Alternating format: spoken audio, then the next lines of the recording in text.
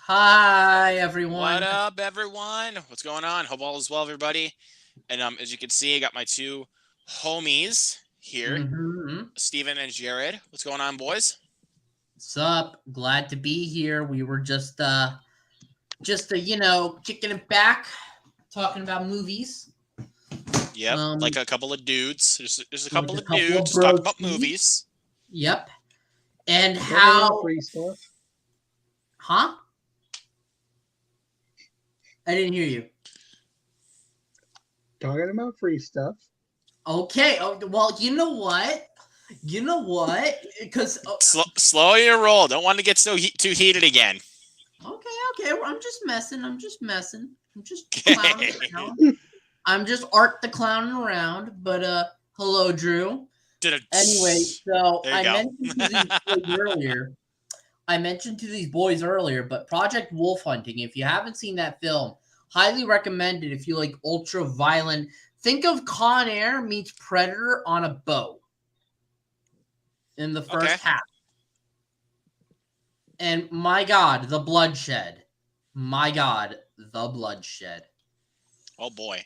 But yeah, let's see. I mean, I'll just show off my stuff again from February, but I also did get some stuff yesterday. Okay. So, of course, like I usually do, I start off with the collections first, like if they're double packs, whatever. I can also Um, pull up some stuff while you show. but yeah, first thing I'm going to show off. I actually had my eye on this for a little bit. But I'll wait till you get back, Steven, before I show this. No, you can go ahead and show. I'm still No, looking. it's all right. It's all right. I'll wait. It's okay. All right, cool. Um, oh shoot, I don't have them. Um, Just crack open a bubbler. Over a month ago, I never ever showed it. I got this from Oldies. I guess I could show this. Let's see what we got. I'm almost ready, dude. Don't worry, I got you. A Um, Death uh, Snap see, PlayStation. I got from this. Nice. Oh, dang it. Okay. And yeah, like I was playing my Switch, and then I was like, I want to go live. Even though I'm doing another stream tomorrow, but like I don't have anything better to do, and plus I'm stuck in a blizzard right now. So All right. I'm ready. I'm ready. here we go. Here we All go. right, so Not so much. There's more on the way, but this is what I've got. You can go first. All right, so first up is a Blu-ray collection. I've actually had my eye on this for a while because it is a Vestron Video collector's series collection set, and these movies interested me. The Dentist collection. Oh, you picked those up. Yeah, this was only $13 for both of these movies. Yeah, Vestrons went from really expensive to really cheap, and I like that. Yeah, and I have not opened it yet. I'm savoring the flavor a little bit. No pun intended, actually. Yeah. Because of teeth. Right. But I looked at the reasoning for these movies and I'm like, oh, these sound like my thing. Because the reasoning is like one of the reasons is scenes of dental torture. Yeah, the dentist is the dick. I just want to watch these movies and see if I never wanted to go to the dentist ever again. Because I'm pretty sure if kids watch these movies, they will never want to go to the dentist ever again. Probably not. I mean, I heard they're fun slashers. I think one of the guys, I don't know if it was Stuart Gordon or Brian Usna, but one of the guys behind one of the Reanimator films directed The Dentist. I know that. Yeah, it was Brian Usna. Okay, Brian Usna. He did Brian Reanimator, I think. He directed both of them. Okay, he directed both of them. And they were Stuart Gordon was part of the writers for the first The Dentist. Okay, that makes sense. He did Reanimator, Stuart Gordon. So this should be fun. But yeah, I love that artwork. Yeah, dude, Vestron Video is doing like better artwork than what Scream Factory is doing right now. Obviously, Scream Factory is slacking so bad when it comes to artwork. I mean, look at this. Look at this, dude. Look at this. I like that. Because Gold Trenchcoat is here. What's up, dude? Yeah, because I also got this one on Deadly Night collection. The collection that has 3, 4, and 5. I have not seen 5. I've only seen 3 and 4. And I know those were lovely for you. I have that Little Monsters. I want to get that one. I wanted to get that one, and I still gotta make up my mind on that movie. I don't know. I feel like, oh hey Charles, what's up? I feel like that's one of those films that I kind of had to like grow up renting the VHS for or something like that. I don't know. It's weird. But yeah, I don't know. so but yeah, and when I showed my mom these at one point, she was like, "That sounds weird," and I'm like, "They're horror movies," and I'm like, yeah. I mean, going to the dentist is a horror movie in general, so you know. Yeah, because they kind of just, even though they do clean, like even though obviously they're cleaning your teeth, but the thing is, sometimes they hurt. Like, even when you don't have a cavity, they just hurt. Yes, because sometimes they like get like needles and, well, not like needles, but they get like those sharp pincers and they go in your gums. It's like, why? So yeah, I have to watch these movies, and then like if I watch these movies and I tell my parents, I do not, I'm not going to the dentist ever again. Exactly. Like, I just want to do that. Yeah, I'm not going. But I'm pretty sure that Dentist and The Dentist 2 are pretty much glorified B movies. Well, I know that for a while, a lot of people wanted those on Blu-ray. Those were like highly wanted on Blu-ray, and I think they only came out in Germany for a little bit. So, and then Lionsgate picked it up under their Vestron video line. Picked it up under their Vestron label. There you go. And that's so. And also, speaking of 2 horror movies, the first 2 Jeepers Creepers movies. You said the first 2 are good, but the third one suck. The first one is great. The second one is decent. I mean, it's kind of a drive-in monster movie is basically what the second one is. And 3. Yeah, and the creeper in this one always scares me. Like, he scares me more than the first movie, which is very odd, because this is a better movie. The first one is, but yeah, 3 is terrible, and the 4 they made him look. And Reborn, they made him look like a '60s Planet of the Apes character with really bad makeup. Jesus, I've got to see that. But yeah, next up we got Triple Threat. Ooh, you're gonna have fun with that one. You're gonna have a lot of fun with that one. I'm definitely excited to check it out, and it's also got a good cast. So I mean, I enjoyed the fuck out of that film. I have it on Blu-ray myself. Really all right, fun. This is for Walmart's little Valentine's Day thing, so I picked this up. The Proposal with Ryan Reynolds and Sandra Bullock.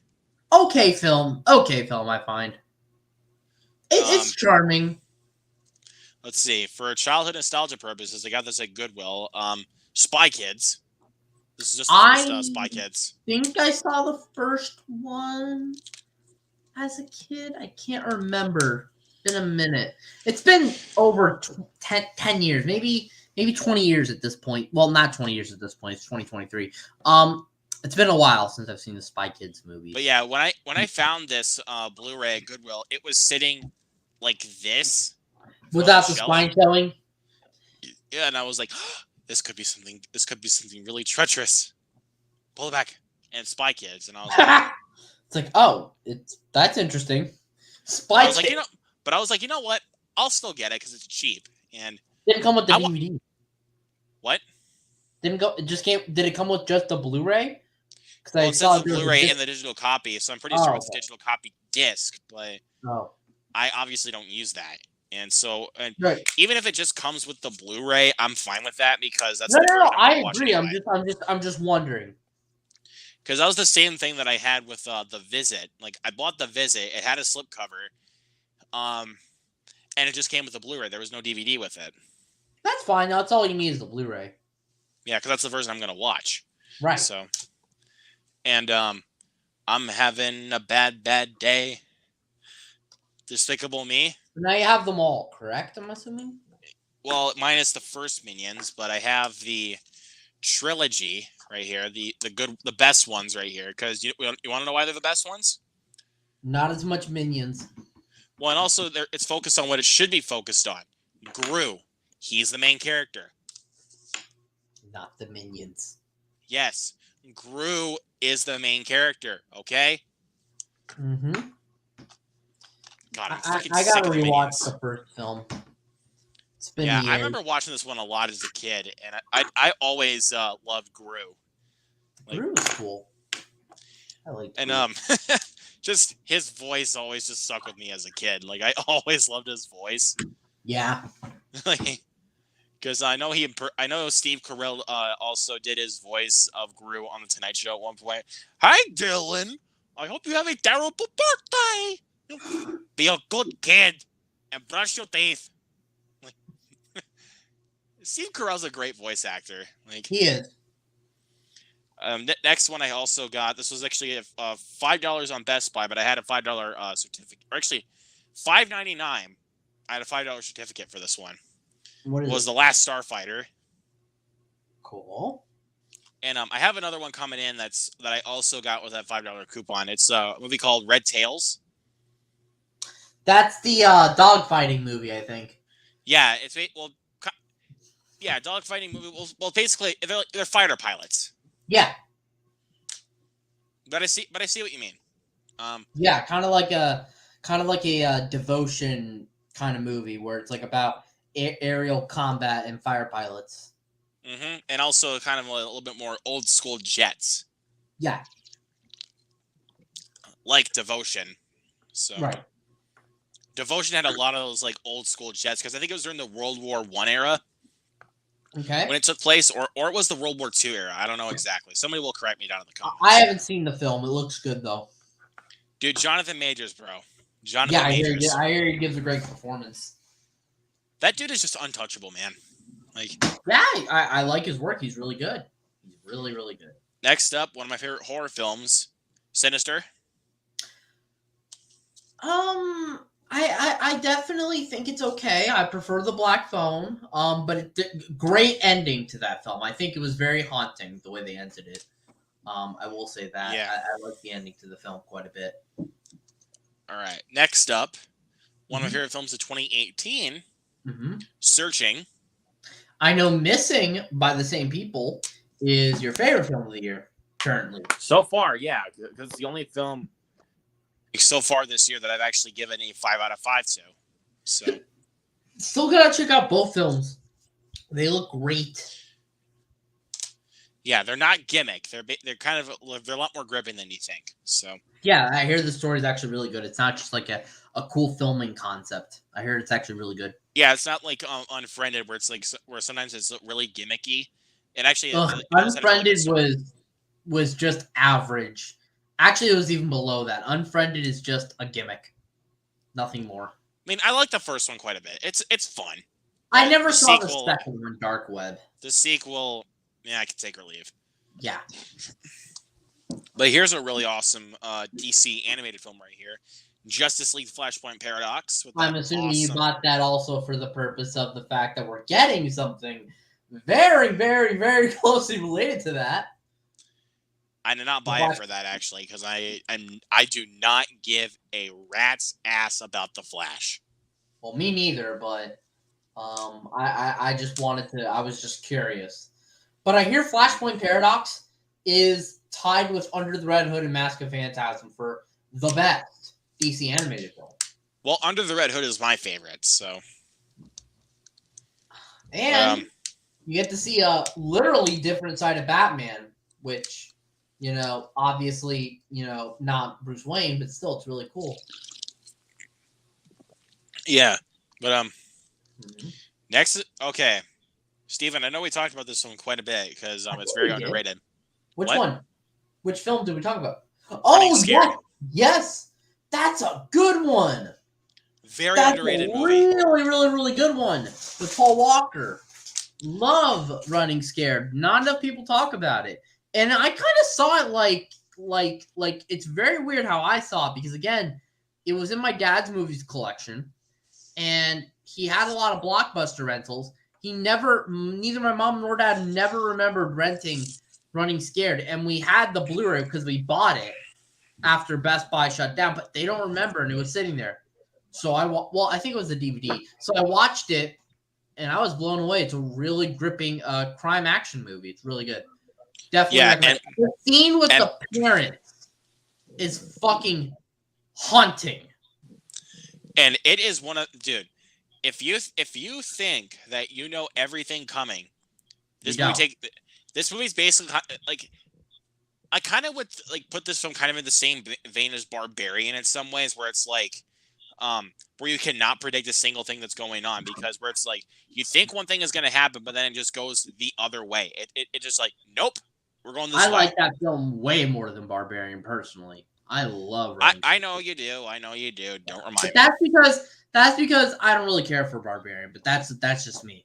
But But I'm just saying though, you cannot predict the direction where Barbarian is going, because like it just takes so many left turns where to a certain degree where you're just like, where did that come from? Also, I'll say this: Running Scared. I like the finale of what looked to be like, I think, an ice hockey rink. I think so. I need to watch it again. I think that's what it was. It was really good. Great movie. Definitely got to get that one on Blu-ray myself. But I think that might be Paul Walker's best performance. It is. It's up there. It's really good.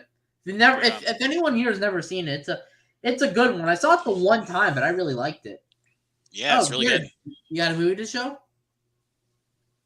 I never grew up with The Simpsons. I ain't gonna lie. Spider Pig does whatever a Spider Pig does. Still in the plastic?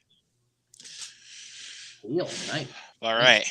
And I got this one at Target. I got this one at Target on their $5 movie shelf. You like my cooking. I still can't believe you got that film for so cheap. With a slipcover, even. So that's insane. Because again, Target. It's fucking Target we're talking about. Target is so low. They've gone past Walmart low. And that's us. That is something to just say. Like, damn. Target's horrible for movies. And you got Target, the Lighthouse. Huh? Fuck Target, dude. Fuck Target. And you got the Lighthouse. Movies and Trains gonna be popping. But this was a really lucky find, man. Like, I had to pick. Like, as soon as I found it, like, it was sitting there with the slipcover.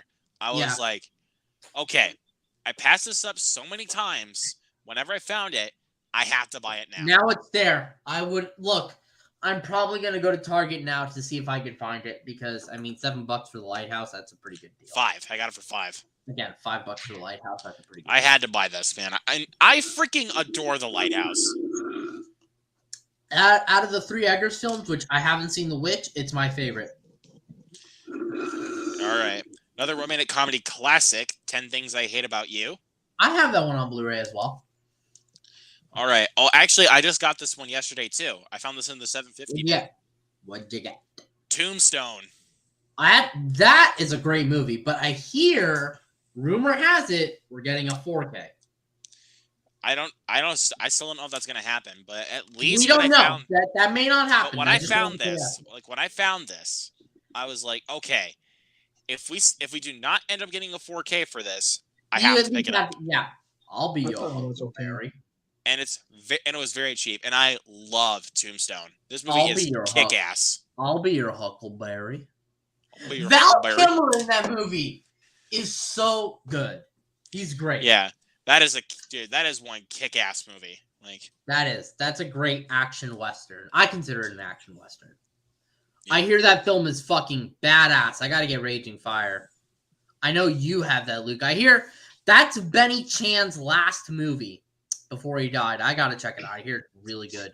Yeah, fantastic movie. I know. Shut up there, Jared. Don't freaking rub it in my face, because I found it $10 without a slipcover. I still wanted it though, because I hear it's good. I gotta check it out. It looks good.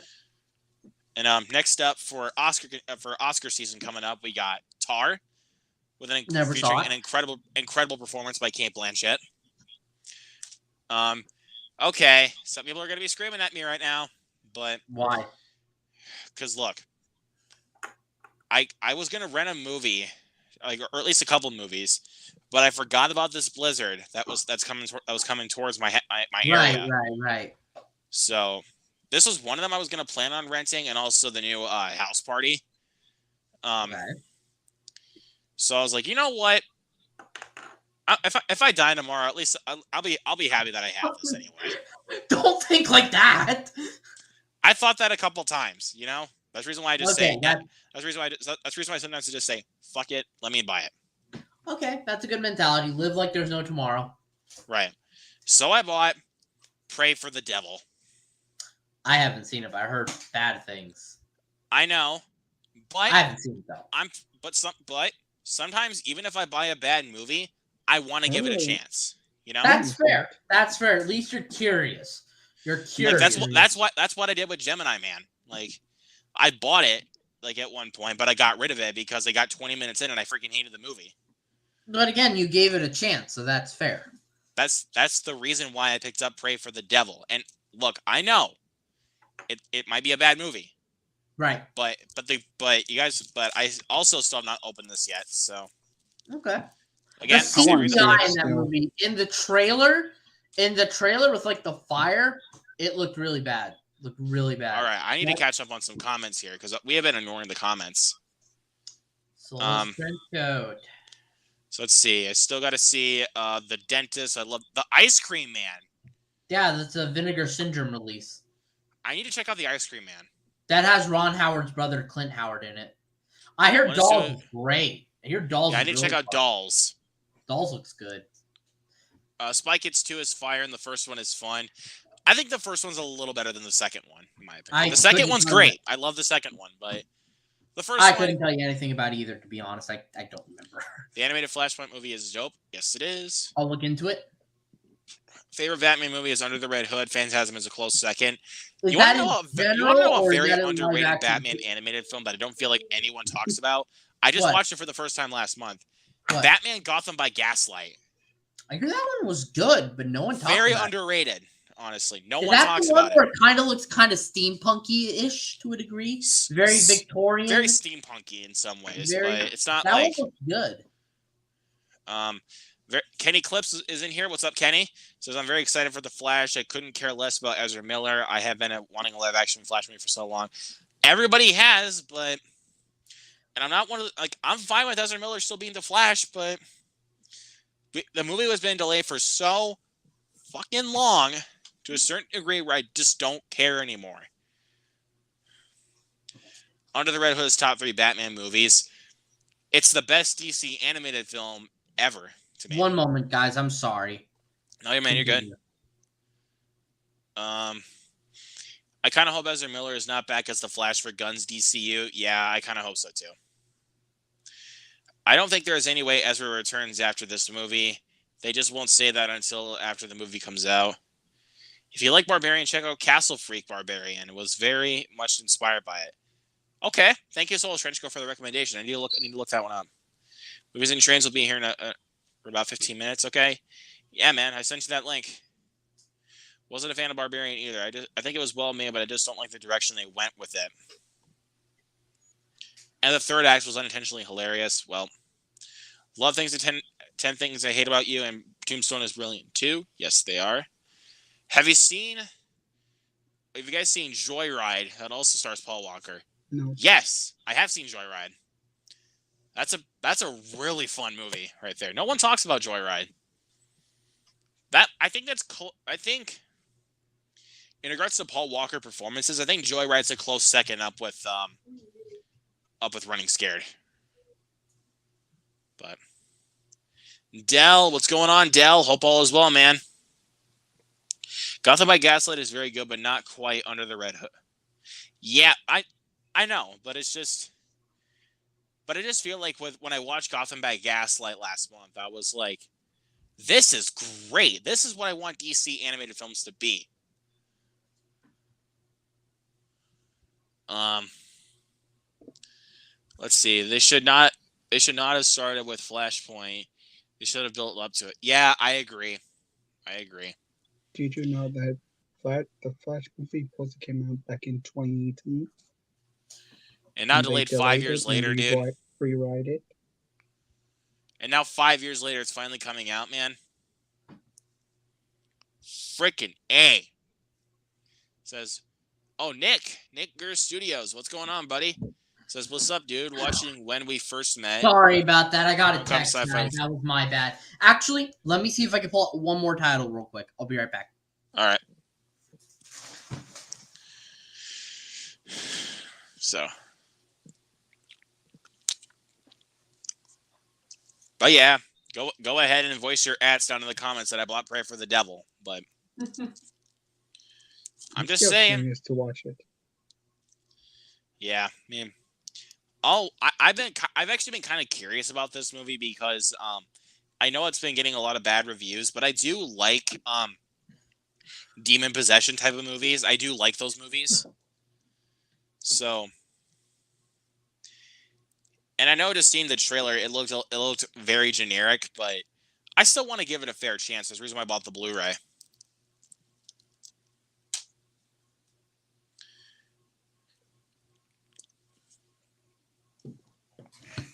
So, All right. So, do you still have pickups? but actually, I'll let you show off yours first. All right. So first up, I'm gonna get the DVDs out of the way because again, these aren't on Blu-rays. I know some people will probably freak out, be like, "Oh my god, why did you buy DVDs?" Wah! Or some shit like that. But because I'm actually gonna be honest, I almost bought the DVD of House Party, but I was like. Right. I don't know. I can wait till HBO next week if it's going to be on HBO Max next week. That's fair. So this is probably something you guys don't know. I'm a huge Family Guy fan. I know the show's been going really downhill, but I'm trying to get as many of the seasons I can. I got this fat pack of seasons 10 through 14. This was a good price. It was like $16. Couldn't pass it up. Yeah. I love it. I'm Glenn Quagmire. And this is Babe Bush. I got a Hong Kong film. Jackass. I got a Hong Kong film on a DVD from Hong Kong. This is an imported. This is Gun and Roses. This is a 90s heroic bloodshed action movie. Got this for like $13 on eBay, so that's pretty cool. I gotta return some videotapes. American Psycho. Definitely. Hey, Paul! Definitely didn't want to wait on this one any longer. I decided to myself, you know what? I haven't seen this movie in forever. I forgot a lot of key details, so I got to rewatch it. I love this movie. Mostly ghostly. Never heard of it. It's an R.L. Stine movie. You know R.L. Stine? No. Then you obviously don't know the book series of Goosebumps. I've heard of Goosebumps. I didn't know. I don't know the author. Those are written by R.L. Stine. I've heard of Goosebumps. I just never grew up with it. I think I maybe rented. The only way you can get this movie is on DVD. Exactly. People don't realize that that there's stuff on DVD that's not on Blu-ray. There's movies on VHS that are not on Blu-ray yet. We have to wait. It's frustrating, but it's what it is. And I think I showed this earlier, but I got the Batman again. And with this. Exactly. You have to wait. And again, there was oil in the case. Disgusting. And I'm going to rewatch this movie. I'm a little bit optimistic now that I'll like it. So yeah, I love this slipcover. It's an awesome movie. Up The Butterfly Effect, really underrated movie. I think this is best performance, in my opinion. I really like this movie. If you've never seen it, see it. That movie is fucked up. It is, but it's really, really good. I remember. That's what I'm saying, though. It's so good, but it's fucked up, man. I remember I was at Walmart looking for movies because I was shopping because my mom wanted me to grab some stuff. And I decided to stop near the bargain bin. And then this older woman, because she saw that I was shopping for DVDs, and she just recommended, "Oh, have you ever seen this movie, The Butterfly Effect? Pick it up. It's really good." And I was like, all right, I guess. She just randomly recommended it. And I saw it, and I was like, holy shit, this is really good. And then I saw The Butterfly Effect 2, and that sucked. But the first one's awesome. You don't know why The Butterfly Effect 2 sucked? Why? Because it was a rehash? Not just that. It's from the same guy that directed Mortal Kombat Annihilation. Exactly. Fuck that movie. Movies and Trains. Speaking of Butterfly Effect 2, I'm pretty sure there's a third one already as well. There is a third one. I haven't. What's going on, buddy? And then I got it for $4. Are you kidding me? Damn. Is that for like the whole season? No, that's season one. Then I got Casino on 4K. Nice. awesome movie.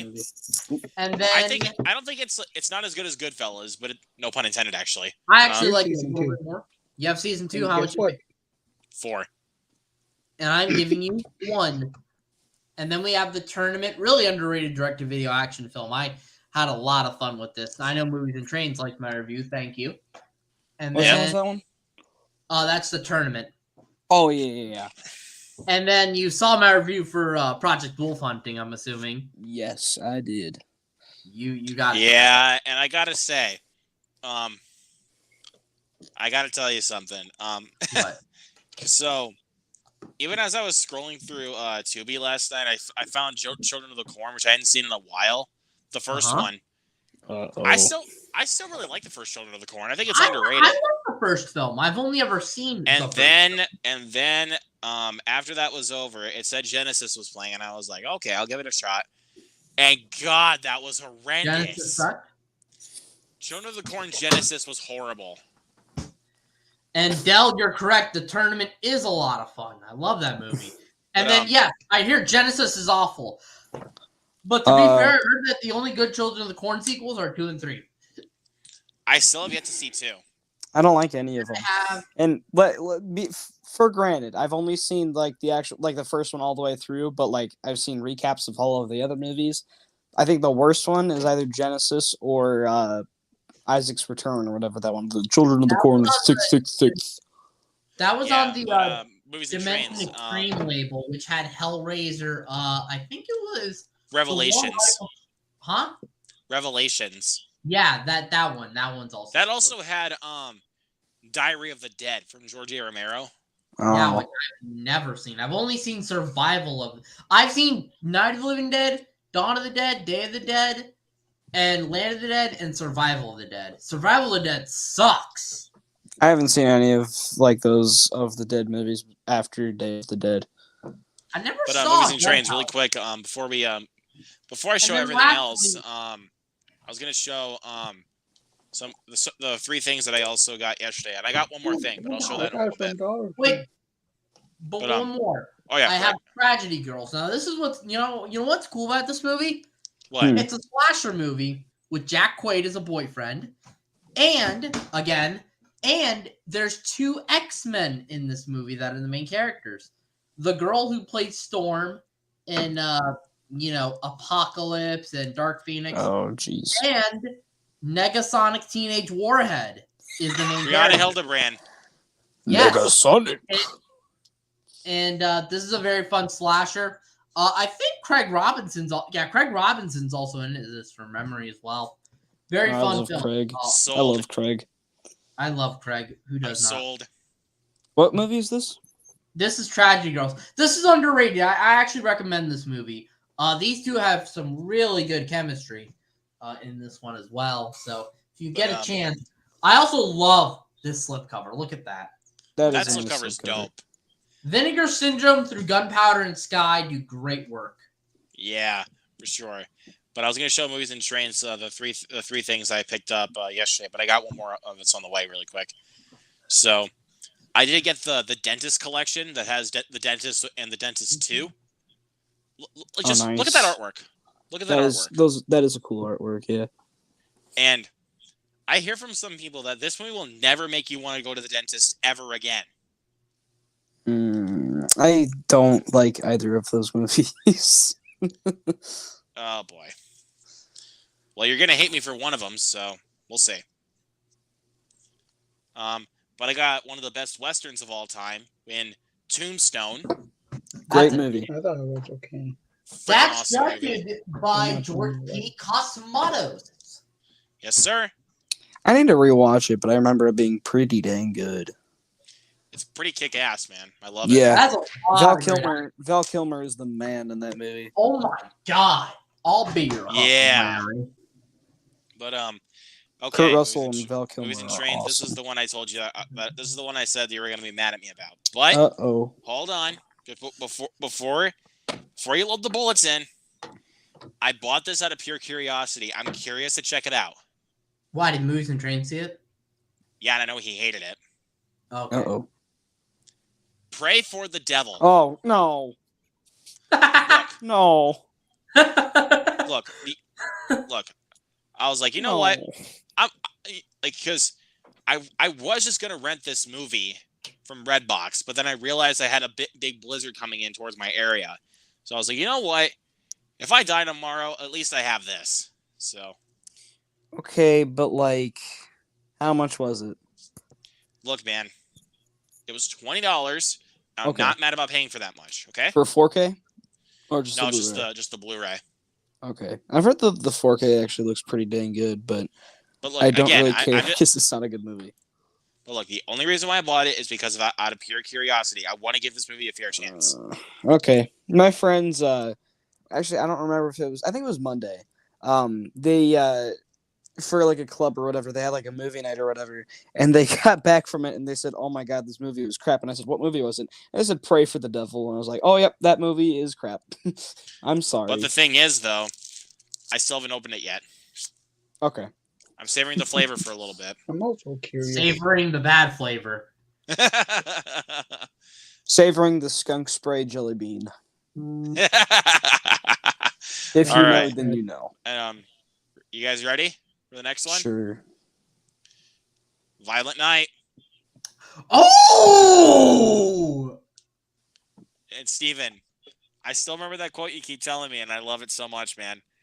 Video game, Video game, Die Hard on Blu-ray. Video game. Die Hard on Blu-ray. Man, why does nobody want knives anymore? Oh God!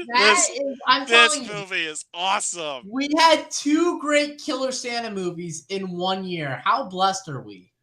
Christmas Bloody Christmas and Violent Night. Yes, and honestly, as much as I love Violent Night, I will say Christmas Bloody Christmas, I like a little bit more. Just a little bit more. I still haven't seen it. I recommend it. All right. It's on Shudder, right?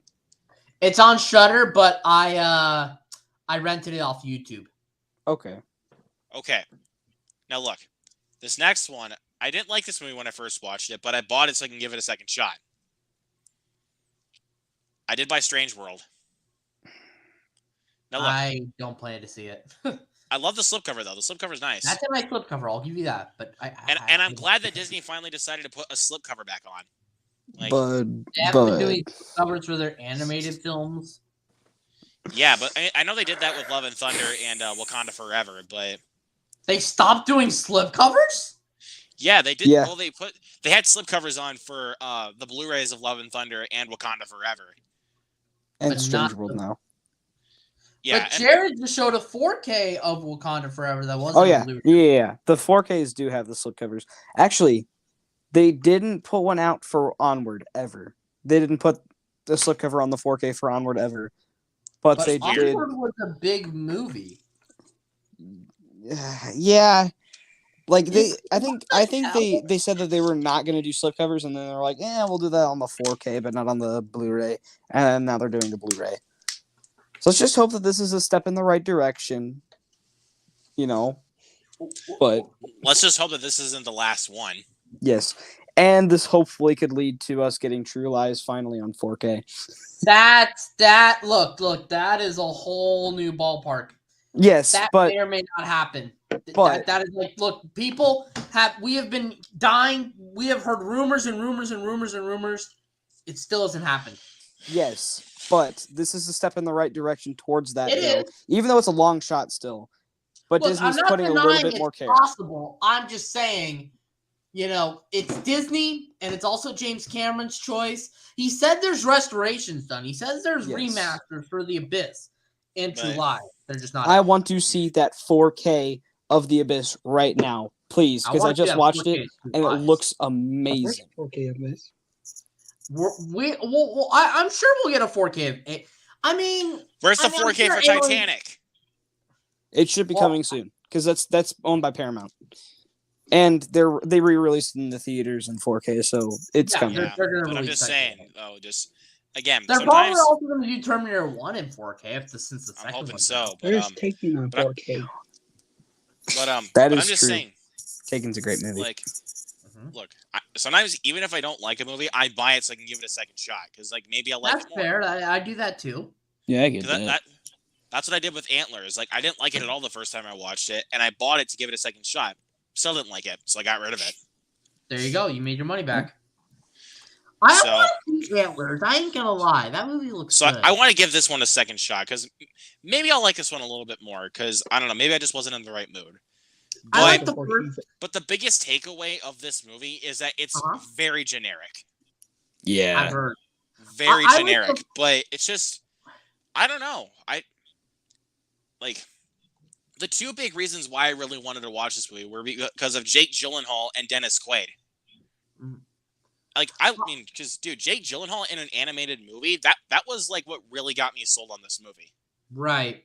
And, Jared, I really like the first two Ice Ages. I don't remember the third or the rest. But the third one is actually probably my favorite of the whole franchise. That's actually because we got Crash and Eddie, voiced by Josh Beck and Sean William Scott. And we got Buck, short for Buckweasel, long for... But you want to know something stupid that Disney is not doing with their normal animated films, though? What? Disc artwork. Where's the artwork here? A lot of blasphemous. To be fair, there's a lot of studios that don't do disc artwork. I know Paramount doesn't do that. So I know, but I'm just saying, like, though, for Disney, because they used to do that like all the time, like with a lot that of is true. And Disney has the money to do it more than anybody. But they always do it for Pixar movies. That's like, nice where's it at? With Lightyear. Artwork on the Blu-ray and artwork on the 4K.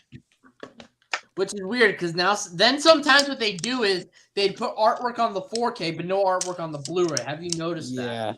Yeah, but they always did that for I think Puss in Boots. They did that for like if it's different studio, but like Universal just did the 4K disc art. Well, yeah, and also Universal did it with Casino. Look, artwork on the 4K. No artwork on the Blu-ray. What's another one? The Fabelmans. The Fabelmans didn't do that. Yeah, the Fabelmans, but I was trying to think of another one. Fabelmans is out on 4K? Yeah. Yeah. And it looks amazing in 4K. But yeah, also like Downton Abbey, the first one here. Grab it out. Exactly. Wakanda Forever has artwork, and the Blu-ray doesn't. Really weird. So like, look at this. The 4K has artwork for Downton Abbey. That's a cool disc. The Blu-ray doesn't. That's a cool looking disc. So weird. And also, you know what I think they do? Movies and Trains. The disc on the 4K is the Steelbook.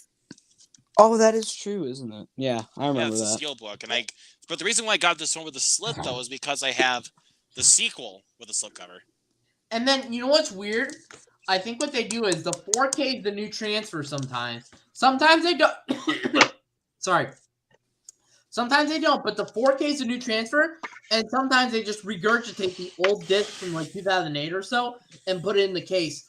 but the thing I do usually like a lot about Lionsgate is that they will mostly put artwork on their 4Ks and Blu-rays. And they have both amazing slipcovers and steelbooks. So like, look at this. So like for Daybreakers, like the 4K is the poster, and then they kept the same Blu-ray that was in from like 2010 or so. Exactly. Which I don't know why they don't just put like the remaster on Blu-ray dude. What? I forget. This is by Lionsgate. They need to do a steelbook for this. You know what? I'm not gonna lie. I like the. They need to do a steelbook. No, but look. I like the steelbook trend that Lionsgate does, and I like some of the slipcovers. But I think I'm getting a little bit tired of the slipcovers. But the last one, dude, you can't deny that Warm Bodies one looks so fire. No, it does. But like, I prefer I want to see a cardboard slipcover on a steelbook. That's weird. So the Bad Guys has 4K artwork and the Blu-ray doesn't have any artwork. It's a new movie. Well, so is the Fabelmans. Yeah, like that. I'm sure Puss in Boots: The Last Wish won't either. That's probably a scenario, exactly. I don't know if the first one did. I don't have the first one. It doesn't. The Blu-ray doesn't, but the 4K does. Yeah. Like I don't know why Luke. It doesn't cost a lot of money to just print an image on a disc. Like that should be up, man. That's true. Okay, so, that is interesting. Wait. Bullet Train. Sony does it. Actually, yeah, Sony did that. And but the DVDs still don't have artwork on them though. Yeah. Like, Anyway. wait, hold on. I was trying to think of one that. It's crazy because again, I'm pretty sure printing an image, and then gluing that image onto a disc doesn't cost a lot of money. I'm sure that's not going to break the bank. Oh, sure never mind, because. I'm sure that Sony. Sorry that I interrupted, but I thought for Far From Home that the Blu-ray had artwork and the DVD didn't, but no, both discs do. Okay, so at least Sony. Both the Blu-ray and the DVD have artwork. At least Sony isn't. Okay, wait. Now the 4K has no artwork. That's Paramount. No artwork. Parapricks is what I like to call them now. So, Luke. What's up, man? So, speaking of Puss in Boots: The Last Wish, I did look on Amazon again. They actually have the pre-order date, like the actual pre-order date, like February 28th.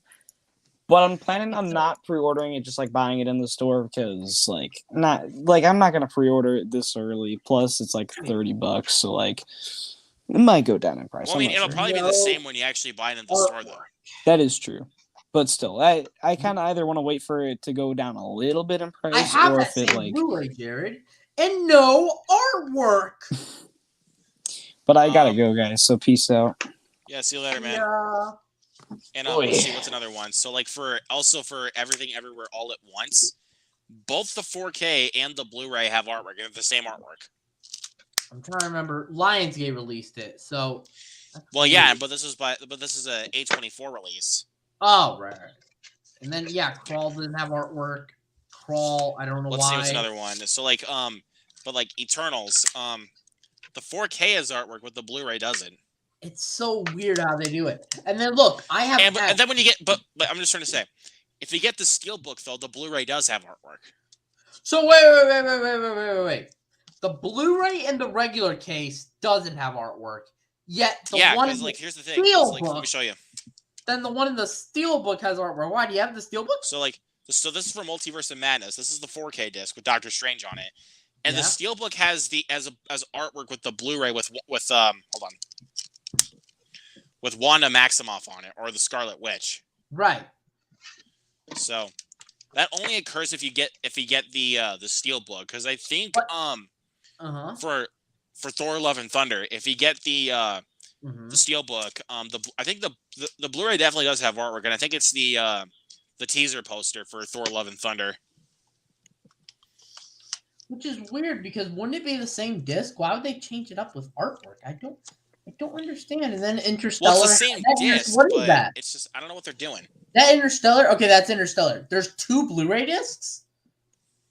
Yeah. 1 special feature.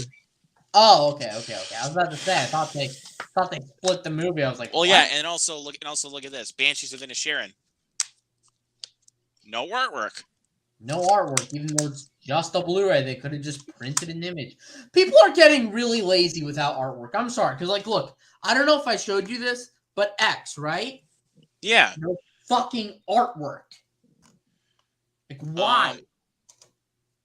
Well, but the thing, even though this is a Lionsgate release, but with Bodies, also by A24, no artwork on either disc. Again, why? Why? The artwork inconsistency is very frustrating. And let's see, what's another one? I'm not gonna open up Pray for the Devil on camera. So, but let me show you an example. With Robin Hood, they have artwork on the discs. And again, one's a DVD, and they still put artwork on it. Kind of crazy. And yeah, this was the next picture I was going to show was Robin Hood, the crappy 2018 version. But it's a nice Steelbook, though. That's a nice Steelbook. But I've seen that double feature before, Jared, as well. No artwork. I found that at Walmart one time. Oh, dude. I love End of Watch, but I've never seen Homefront. Think about the old days of Blu-rays. Look at this. This has artwork on it. There's artwork. It's for Gattaca, by the way. And there'd even be a background image on the back of the paper artwork. Here's another one for Gamer. Look at that. Artwork. And then you have a triple feature. Then there's probably artwork. No for that artwork? one. Wait. No art. Okay, then some have artwork. That's also weird. This is all so confusing. Yeah, but hold on. I'm gonna do something here really quick. So I'll be back in just a couple seconds. Just no worries. But yeah, Jared, like I agree. Like the artwork inconsistency is awful. Because 2 of those discs in that 3-disc set had artwork, and one didn't. That's like that doesn't make sense. That's like I don't know. And then the Great Wall. I bet you that no artwork. Why?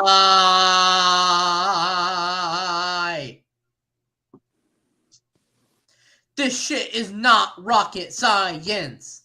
yeah, there we go. But let's see, what's another one? Oh, like this one. Free Guy. Check that out. Is that a fun movie here? The 4K has artwork. Look at that 4K though. I kind of like that. I kind of like the simplicity of that. And fun. And I love Free Guy. By the way, have that double feature, Jared, and I got to see Free Guy. Okay, so A History of Violence has artwork, cool artwork, and American History doesn't. The better film does not have artwork, in my opinion. Well, that's only because here, let me show you. Yeah. I have it right here. I have American History X. My copy has artwork. But Mr. Home Video Junkie is in the house. What's going on, man? Hi, Mr. Home Video Junkie. Hey guys. How we doing? I was just gonna show. I have this Nolan box set. It's I find interesting. They have 3 cases. So they have the Blu-ray bonus discs, the Blu-ray movies, and then the 4Ks, and they all have different artwork. Every single one. So let's see. Let me. Okay, so at least that double features artwork. All right. So here's Let's see. Batman Begins, the Blu-ray. And then 4K. Slightly different, yeah. Actually, yeah. And then most of the Batman ones look the same, so I'll just show the different ones. But mine have the same ones because I have that disc artwork that Jared showed for the Dark Knight. Dunkirk. That's the same for mine because. I actually like that Dark Knight artwork, Jared. Okay, so Interstellar has different artwork. But wait. And then here are the 4Ks. That's so weird. It's so odd to me just to think about that. Like, I mean, I don't know why, like, they would... and now this is... I'm probably going to contradict myself, but why would they make so many different artworks? I know it's contradictory, but still. Yeah. Well, and then the individual... because I had the old Dark Knight Steelbook on Blu-ray, and that has different artwork than either of the ones in the set. I was going to say, because Jared just showed off his copy of Night and Day. Mine has slightly different artwork. Yeah, I think yours has a different shade. Well, it's only because they have it's a different cover. And I think that's because it's a digital code. Mine does not. Yeah. Okay, wait. Is that 2 Blu-rays of the same movie of Tomb Raider? This is the 2-pack. And then the first one has artwork, but not the second one doesn't. That's odd. So weird. Let me just put some of these back guys on the shelf. If you do not mind, I'll be back. All right.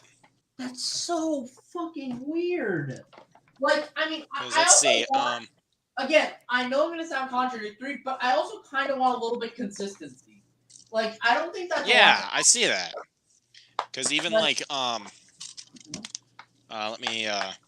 this back in there. I mean, again, just like have similar artworks with, similar themes.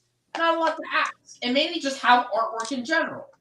Just. Let's see which. Oh, here we go. Just gonna grab it out here really quick.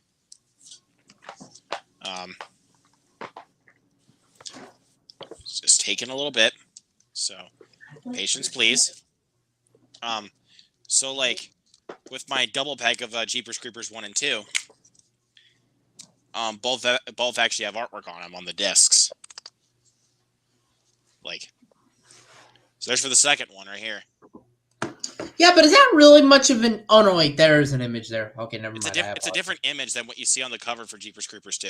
It's a different image. So. And then this gets concerning when the artwork is the same, like the exact same, even though it's different seasons. Like, that's What is that? It's the Family Guy DVD. Like, that's concerning when the artwork is exactly the same and it's different seasons. Because and then you can also, tell the difference. that was the same thing I had with my Mr. Robot set. Exactly. Here, Where it's the let same me, artwork. where is it at? I haven't seen Mr. Robot. Hold on. So, hold on. Probably watch some of this after the stream. But so yeah, here's my Mr. Robot set. It's a complete series. Yeah, see, look at this. Like, The exact same artwork. So like, that's for season 1, season 2, season 3, and season 4. But that's concerning because I get that season 1 and 2 will be printed as a title, but they look so similar that you could confuse the discs. You know? But the good thing is that they say what season it is. Yeah, they say what season it is, I know, but also, you know what I don't like about these kind of cases is that the fat packs, as I like to call them, you got to make sure that they don't fall out, that they don't come out everywhere. Yeah, and let's see. Like That's what's let me grab these. Man. Like let's see. So I'm going to show this. It's like this is for Breaking Bad season 1. 2 discs, different, I'm assuming, or 1 disc? 2 discs, and they're both different. They have a white background, but both have different things on them, so they're different artwork. Yeah, they both have different objects on them. But for season 2, though, let's see what we got. All the discs are the same. What about season 3? All right, let's see. So first disc has Skylar on it. Disc 2 has Saul Goodman, and disc 3 has Hank on it. Okay, so now they're changing it up again. So they went from the same, so they went from different with season 1 to not different with season 2, and then 3, it's back to being different. And then look at season 4. So there's Skylar, Mike, and Saul. If I can get this off. Okay, so there you go. So you all have different artwork. Walt Jr., Hank's wife, and Hank himself. And then disc 3 has Gus Fring, Walter White, and Jesse Pinkman. Okay, so at least there's different characters. And Jared, with that one, they look the same, but it's like it's different, colors. Different colors. Yeah. And here's season 5. First disc has Walt on it, and then the second disc has Jesse on it. Okay, so at least they went back to different. And then, technically season 5B, but this is known as the final season. Right, exactly. Season 5.5. Psycho, again, the artwork is different on both. Okay. Different artwork on both. So different artwork on both. And then Overlord, let's see about that. None. No artwork? Okay, the 4K has Paramount, man. Cool artwork. And the DVD, that's so crazy. So your Overlord has the same artwork except different colors. The same exact no artwork. And then your Psycho set, there was artwork. Overlord has no artwork. Overlord has no artwork. And then Psycho, weird. The 4K has artwork, but the Blu-ray doesn't. The next one. What? And then the individual Blu-ray has even different artwork than the Blu-ray in the set. And then what the fuck? That's so Blu-ray. Weird. So then 2 different Blu-rays of the same movie have 2 different artworks. I swear to God, how come I have not popped a blood vessel? Well, even look at this. Like here's my steelbook for Hellboy. Which again, shit movie, but nice steelbook. Like really nice. And it was cheap. It was cheap, so that's the reason why I got it. So exactly. And look at this. So, the disc artwork on both the Blu-ray and the DVD are the same. Kinda. No, it's the same. It's the same. Here, put it closer up, and that's also the cover art of the Blu-ray. Okay, so and then on top of Hellboy, Paddington 2 has artwork, but that's the first Paddington. That's the first one. Okay, never mind. That's crazy. What the fuck? And also with Uncle Drew. Look at this. The artwork is completely the same. I mean, I guess that kind of works in that scenario because basketballs. I don't And know also why. with this one, but this is for Divergent, by the way. They have different artwork on them, Okay, both there the you go. Blu-ray and the DVD. And So, then like, the Paddington Blu-ray- 2 has no artwork. So like and the Blu-ray has Triss on it, and the DVD has different characters. has 4. That's technically what he's known as, is 4. Okay. And the Insurgent, the 3D disc is different, but the Blu-ray and the DVD are both the same. What the fuck? Like, look at this. So this is the So 3D, the 3D disc is different artwork. but the Blu-ray and the DVD are Blu-ray different. have the same one. And then Pacific Rim has the same artwork. I have the 4K. So let me, you know what? Let me do something. Let me do something. All right. And with Valerian, the Blu-ray has disc artwork, but guess what? What? The DVD does No not. artwork on the DVD. It's just a boring gray disc. And then here's the regular Blu-ray for Avengers that came in the 3D version. And then here's the Blu-ray that came with the 4K. Wait, that's the. Wasn't it with the Steelbook or just the normal slipcover 4K? The Steelbook. Kinda. I figured as much though, because Okay. that's the weird thing I found out about these Disney Steelbooks is that they have artwork on the Blu-rays when their regular Blu-rays don't have any. Yeah. All right. That's the weird thing I You know found what? out. Let's test the theory, guys. Let's see. And, Okay. So Sicario. Okay, this works. This works. And I have that Let me get same mine. prisoner set. And I like, okay, that's very similar, but I like how they did that Oh, with prisoners. Okay, cool. My Oh. Blu-ray and Whoa, DVD wait, of wait. Sicario have both different Wait, disc wait, artwork. So the 4K matched the Blu-ray disc. I kind of like it. It's just different slightly. It's just slightly different. That's cool. That's cool.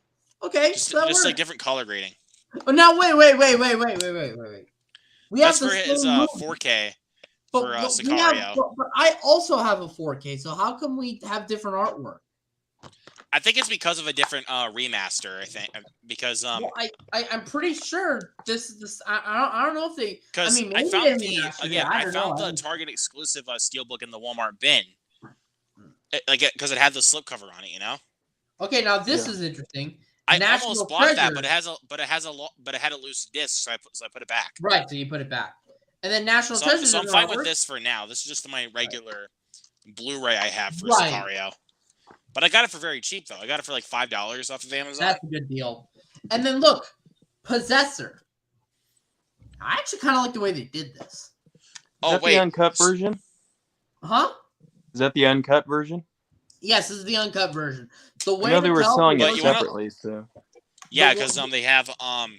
because I think I think the only way you can get the uncut is if you buy the 4K. Well, actually, no. The only way you can get the uncut is yes, if you buy the 4K. But the Blu-ray in here is also uncut. The yellow case is uncut. That's what I was saying though, like on the- 4K, because the- the Blu-ray also has the uncut with that, but the regular Blu-ray is just the theatrical cut of Possessor. Well, the regular Blu-ray on its own. The regular Blu-ray. Yeah, that's what I mean.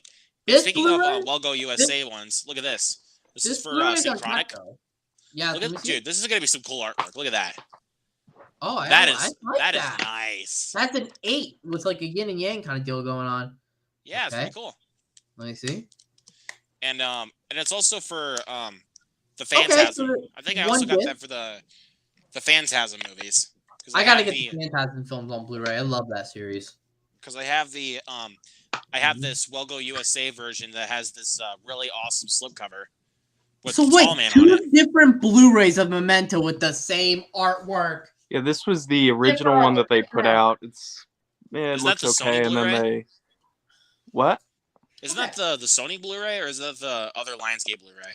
Yeah, that's the Sony one, and then Okay, so a re-release makes sense. I kind of That's figured as when much they're though on- because it looked like the Sony version. this one, Okay, and then this Now is the one they added like a retrospective interview, I think. no artwork on the 4K. What is that one for? Malignant? Yes. My Blu-ray doesn't even have artwork either, and I'll show you the Yeah. ones for the Phantasm movies. Soulless all- Trenchcoat. I recommend Phantasms 2, 3, and 4.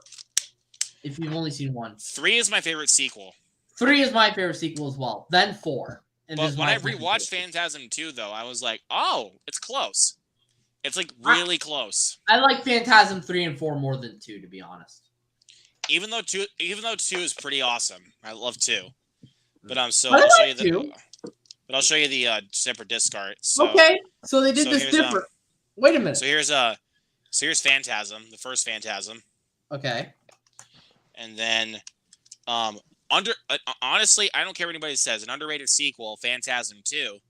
I like it. It's good. It's underrated in my mind. And a lot of people don't really like the sequel. A lot of people like Phantasm. But easily the most underrated of them, though, is Phantasm 3. Okay, Phantasm 3, a lot of people just shit on for no reason. Phantasm 3 is awesome. And I like 4. It's good. I don't care for this one. I need to rewatch it though. Wait, which one is that one there good. for? Which one's that one? This is the first one. Nice. And then Total Recall, it's just Arnold's face in different colors. Wait, is it the steelbook you get? Yes. That's right. I want that so badly. You can still get it, I think. I got it for $18. I mean, but and then I think it's either my third or fourth least favorite movie of all time. It's not that bad. I freaking hate Ravager. It's so Ravager is so not the bad. worst movie in the world. I didn't say it Look, was.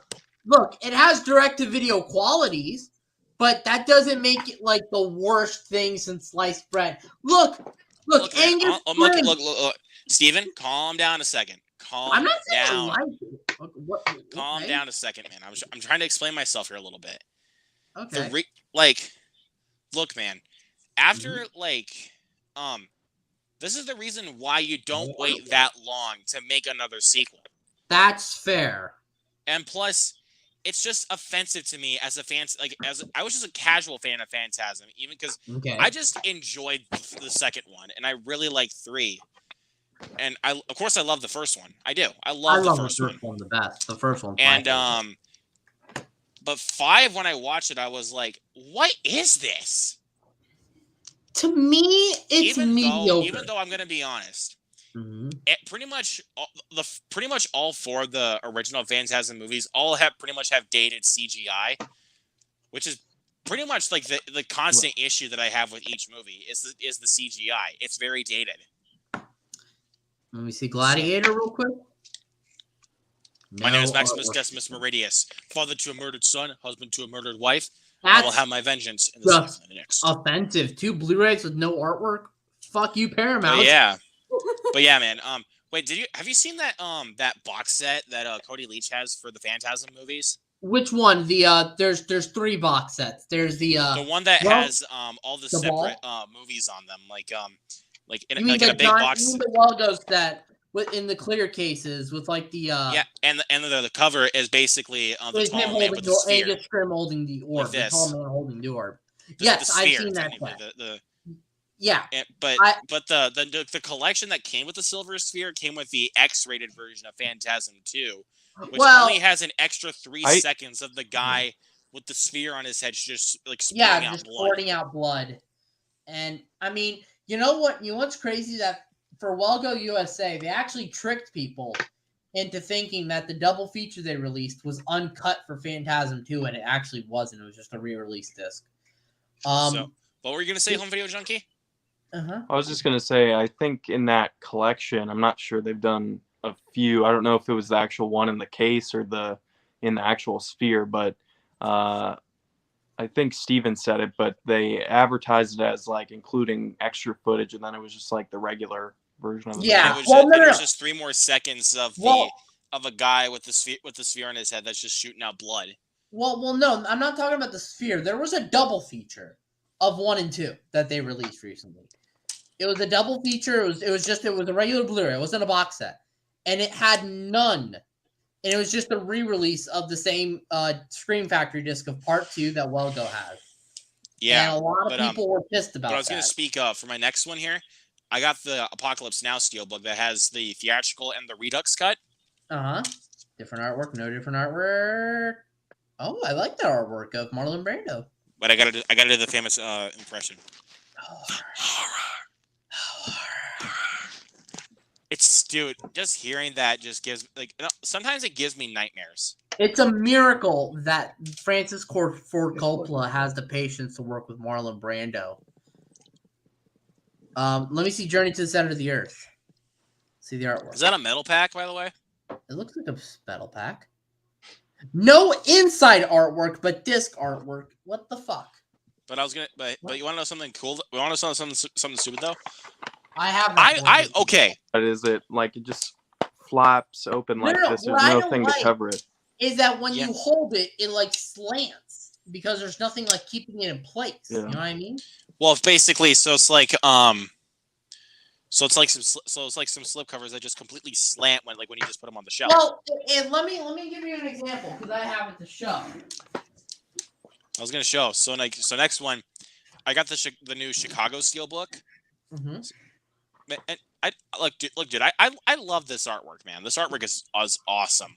It is pretty nice. It's just a Paramount knows what they're doing, bro. Paramount knows what they're doing. I mean, I like that artwork. It's good. But look at this though. Nothing. But at least there's Nothing inside for the disc, artwork on the case. Wait, hold on. Well, look yeah, at this. baby. Oh yeah. Which one's But look at this. The Godfather? This is my problem. Is that I don't know if you could tell, but it slightly slants. I really want that Steelbook. Like it slightly slants. Look at the off, Rica refills. That's my Marlon Brando impression. I want to get the 4K. I want to get the 4K box set that looks like that. I want to. They look like paper. They look like sleeves when you take them out of the case.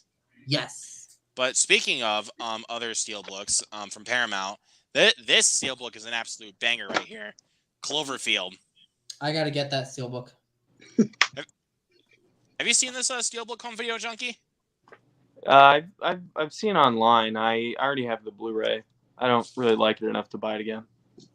You don't like the movie enough to double dip, or? Nah, I mean, in general, it's decent. I mean, I don't know. I don't really like found footage movies that much. I never owned Cloverfield ever in my collection, so I was like, okay, this is actually kind of a good opportunity though, because I love the Steelbook. So do you like the second one? Jared just showed it. Oh yeah, I like the second one a lot more. I actually saw that before I even knew about Cloverfield at all in the theater. And I was like really confused about the ending. I like. You want to talk about intense psychological thrillers? That movie. I like 10 Cloverfield Lane. That's intense. I like it just a hair more than the first. Even just because of John Goodman. Like, dude, if you think John Goodman was just funny, scary, in Monsters Inc., you have not seen his talent in 10 Cloverfield Lane. Like, no artwork for Top Gun. Fuck you, Paramount. Pair of pricks. Oh, Luke. What's up? You have the Steelbook of Top Gun of Maverick, right? Yeah, I do. Let me grab it. But do you have this?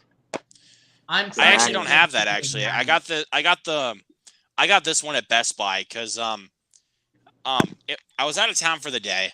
We just got done eating at a Mexican restaurant, and I saw that they had this back in stock. It was available for pickup again, so I was like, I have to go to Best Buy and go get this because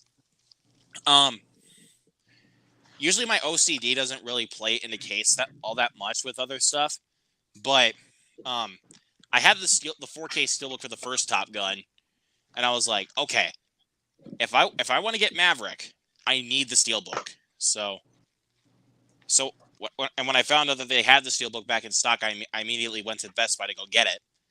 They didn't have it on the shelf, so I had to talk to one of the employees, and they had it in their little stock cart, so I was able to get it. Yeah. So, and I was so happy to get this on Steelbook, man. Such a great movie. It is a great movie. I agree. I gotta get. But speaking of though, so I got on 4K Rambo First Blood Part 2. Yeah. Look, that's like my favorite sequel in the series. I don't care what anyone says. I love First Blood Part 2. Disc artwork is completely the same. Smoking Aces on 4K, I see. Yep. Okay, so there's 4K artwork, but no Blu-ray artwork. Like here's the thing though.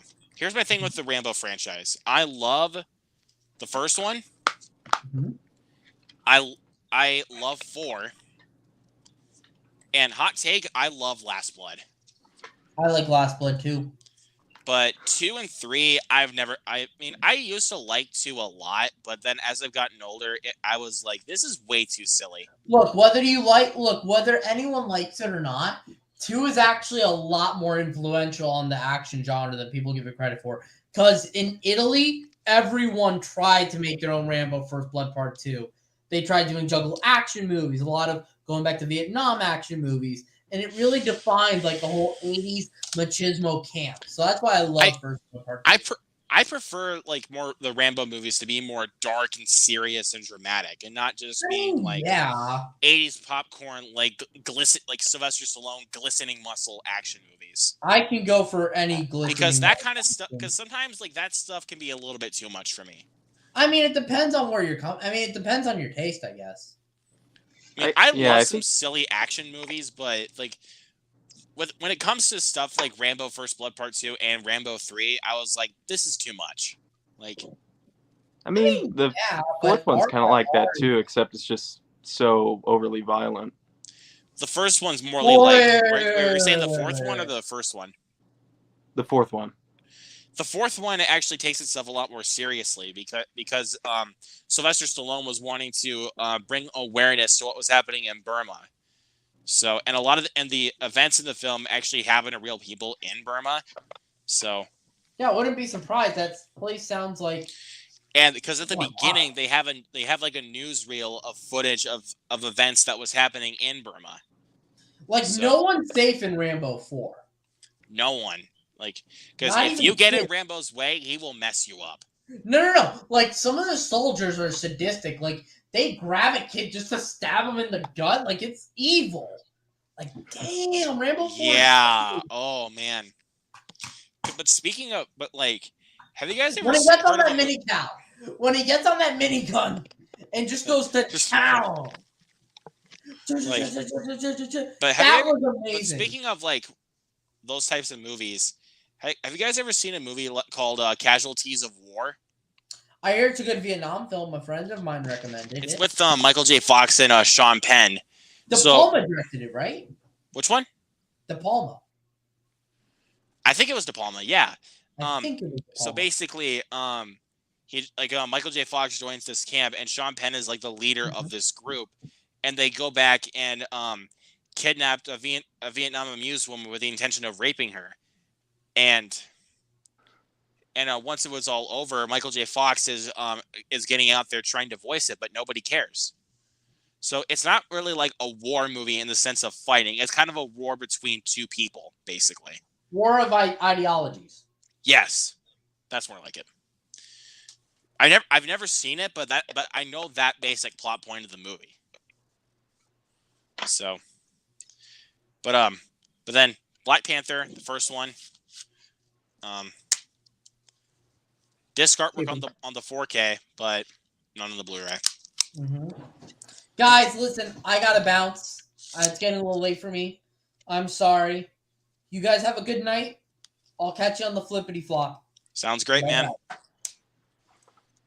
All right, so, and then with Infinity War, and the disc art is actually, and the disc art for Infinity War for the 4K is a scene from the movie. Right here.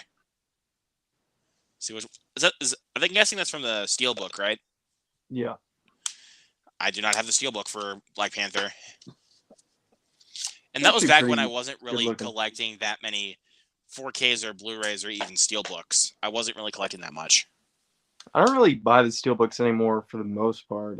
I just don't think they're worth the extra money, most of them. Well, it kind of depends on what the movie is, though, I should say.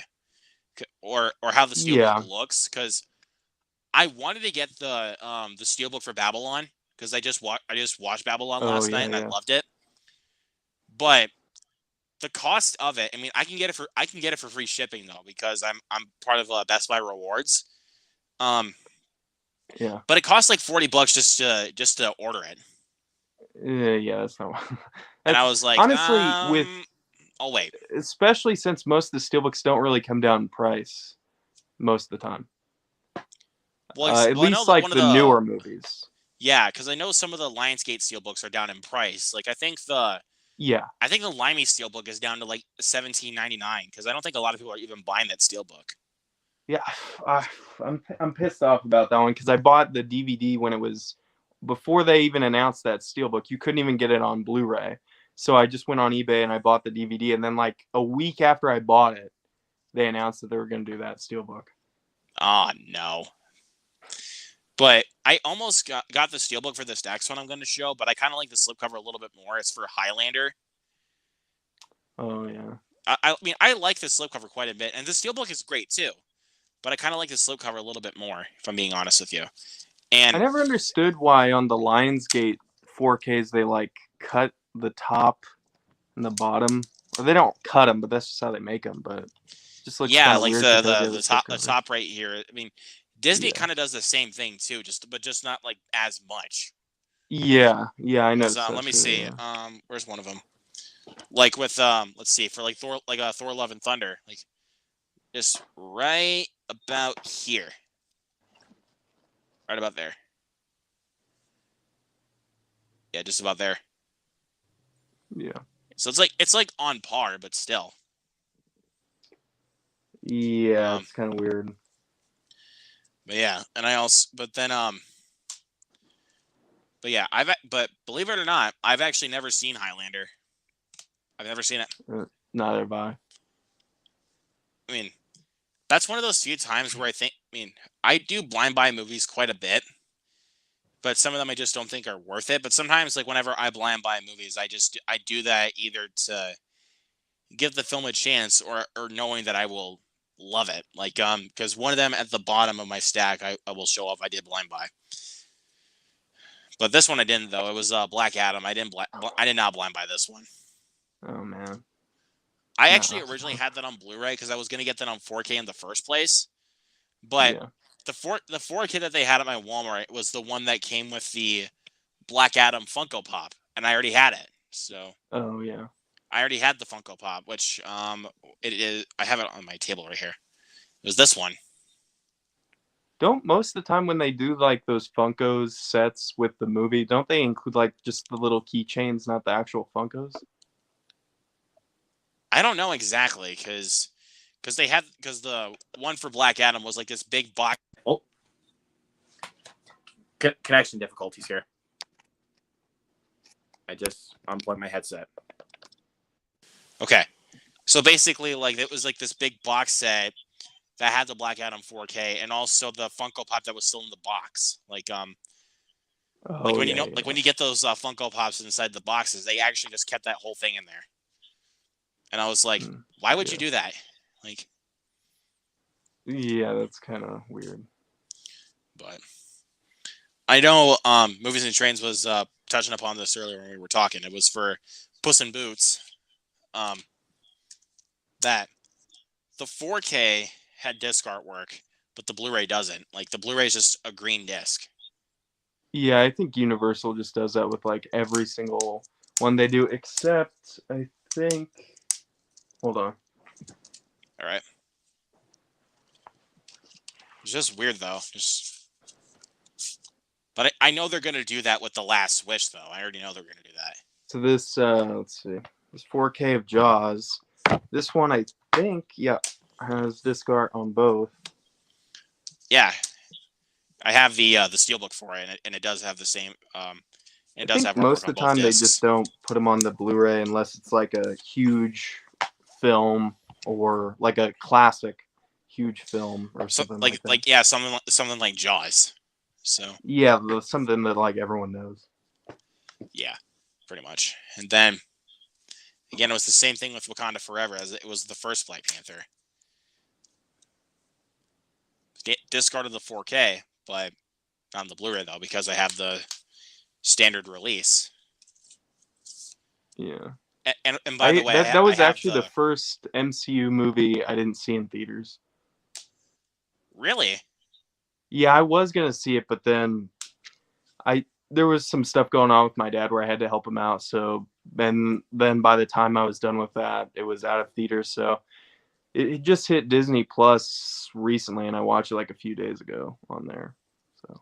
What'd you think? It was okay. I like the first one more. That's actually where you and I differ. I don't really care for the first film, but I loved Wakanda Forever. And Yeah, I and mean that, the first one's overrated, I think, but I still like it. I still like it too. It's just I'm not like as high on it as everybody else is. Like, but the thing is Yeah. with Wakanda Forever, that was actually the film I actually planned on seeing in theaters twice because I wanted to see how good it was based off of what people were saying. Because I knew I was going to take my best friend to go see it because we see every single Marvel movie together since Black Widow. Oh, And okay. so I did that with Wakanda Forever, and I loved it the first time. So I was like, yeah, I definitely have to take him to go see this. Like, Yeah. he did say the first one was better, and I was like, well, okay. but Yeah. the thing is also, and I also saw Ant-Man and the Wasp: Quantumania twice, but Oh, that okay. was not intended. Actually, I did not intend to see that twice because I took my family to go see it opening night, Thursday, Yeah. and then on Saturday, last Saturday, my best friend calls me up and is like, "Hey man, I got off musical practice early, but you want to go see Ant-Man?" And I was like, "Sure." But Yeah. again, I didn't intend to, but I could not turn down the invite. Yeah, I So still haven't seen that one yet. I do think it is a little bit better than Ant-Man and the Wasp. Just a Yeah, little that bit one better. was alright, I guess. It's okay. But yeah, I did enjoy it. It wasn't as bad as some people made it out to be. Like a lot of people say it's like some people have said it's like the worst MCU movie, and I was like, it's not that bad. I think Like, most of the people, they just like to dogpile on something. So if something's getting bad reviews or good reviews, they just like to amplify whatever the sentiment is. So if yeah, something's good, they say it's the best thing ever. If it's considered bad, they'll say it's the worst. like let me give an example here. I have it right here. Like big example, like with Don't Worry Darling. This movie was getting a lot of bad reviews, and I heard a lot of people were saying that it was bad because everybody else said it was bad. Yeah, I didn't see that one. So I gave it my fair shot, and I was like, I don't get the big deal on why this is bad. Like, Yeah, I saw the trailer. It looked not that. It didn't look that bad. It just kind of looked like the Stepford Wives a bit. but it has but it has like this really interesting mystery vibe going on. But even though the twist was pretty good, the third act as a whole wasn't really the best. It didn't come together in the best way that I hoped it would. But Yeah. still is a good movie, honestly. I don't think it's as bad as people make it out to be. They're just like, oh, it's one of the worst films of 2022, and I was like, guys, have you not seen Jeepers Creepers Reborn? Like, holy Honestly, God. there was only I think, unless I'm forgetting something, there was only 2 or 3 movies that I saw last year that came out last year that I actually thought were bad. Like, which ones did you see like that were bad last year? Well, I think the only one I saw in theaters that I thought was bad was Blacklight with Liam Neeson. Boy, that was a rough one. And it doesn't surprise me though because it's from the same guy that directed Honest Thief. Yeah, but that honestly, was not a good movie even either. that I thought was a little better than this. I mean, in this one, I mean, honestly, I might be confusing it with another one because I've seen a lot of the ones he's done recently, but I think there was a scene in this one where they have they frame him for something, and then there's this younger guy that's a part of, I don't know, he's trying to find out what's really going on, and most of the action scenes with Liam Neeson, he's not even really, it's almost always with a gun, and when he's running after someone, he does it for 15 seconds and then he stops because he's just too old to be doing it. And then they just come up with some story reason as to why he can't run any further. And it's just they'll have a fence and it's oh, he can't climb the fence. It's just I don't know. That's just stupid. So bad. But yeah. It was there was that one, and then Morbius, which I didn't see in theaters, but I saw that on Netflix, and I was just curious if it was as bad as everyone said, and yeah, it was. And you know what? I'm glad I didn't see it in theaters because I was the one that had to see it. I actually did see it in theaters. And I legitimately tried falling asleep like 3 times because it was so boring. Like, Honestly, I mean the whole movie, like pretty much almost everything about it is bad, but one thing I was just baffled by was the end credit sequence with Michael Keaton was like it was it felt like some board member, like the head of Sony, came up with and was thinking like, wouldn't this be cool? And then they like wrote it in like 5 seconds. Like it's just so didn't make any sense. It was just so quick and stupid. I just baffling. and the second time I watched it, I tried watching it again to see if I could actually get some guilty pleasure fun out of it, like some of my friends did, and I could barely even get through it. Like, Yeah. and that was when it took my worst film of the year spot, and now it's kind of obsolete now because last month I just watched Jeepers Creepers Reborn, and that took the number 1 spot, and that is easily the worst film I've ever seen in my life. Like, Damn. I because haven't it's seen like any of those movies. the first 2 are worth watching, but 3 is not good, but at least there was an effort behind it. I'll give it that. There was at least some effort put into it. But Reborn was just like, it's just insulting to me. Yeah, I heard the third one. I heard when that came out, like everyone was shitting on it, and then they announced this one a while ago, and everyone was kind of excited about it because it's a different director and all that. I'm not going to get into that. Yeah. But like, But I the guess thing it wasn't is- very good. but the thing is though, the biggest thing that like there was some pretty bad red flags that just occurred with that movie. Like the film was getting sued because they may or may not have had the legal right to make it. Oh yeah, I heard about that. And it was just going to be a 1 or 2 night Fathom event. Oh yeah. So those are a couple of red flags that go for a movie. Those are some definite red flags. Yeah. So, and it makes sense why they didn't do an actual wide release of it. It made sense. But I don't know. They like if you just have one set to film on when you're making a movie, then don't make it. They had one set to film on? Yeah, because everything else they could not even film outside. Everything outside is green screen. Oh my gosh. None of it was real. And I was like, that is so lazy. Honestly, at that point, just make it like an animated movie. Clearly. Like, Which is like, I mean, frankly, a lot of these movies are like Avatar's basically an animated movie. pretty much, yeah. But I'm just saying, like, you gotta have the budget to film outside. Because if you can't film outside, then don't make the movie. Yeah. And oh god, I don't even know where to begin with that. Because, like, oh man, I cried watching that movie. Not because like the film was impressing me, but I was crying because like I was so embarrassed, like that a film like that was so much potential with having the original director being gone, having a whole new crew, and stuff like that, and going back to the basics was so much potential.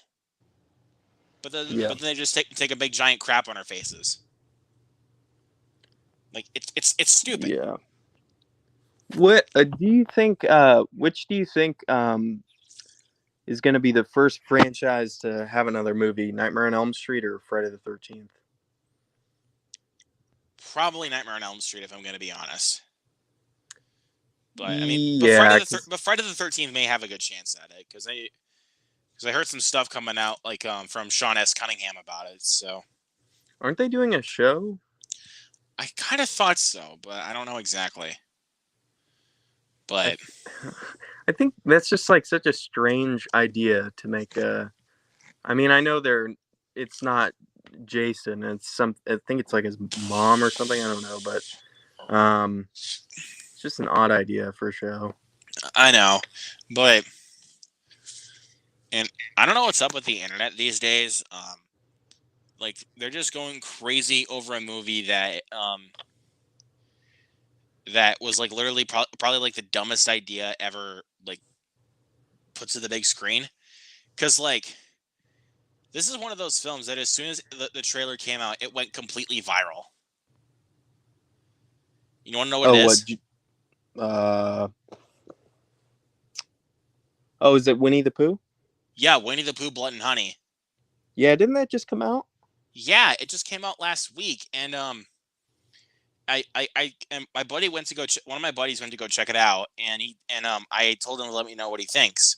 I mean, I wasn't gonna go see it anyway because I know my theater would not have gotten it. It was a AMC.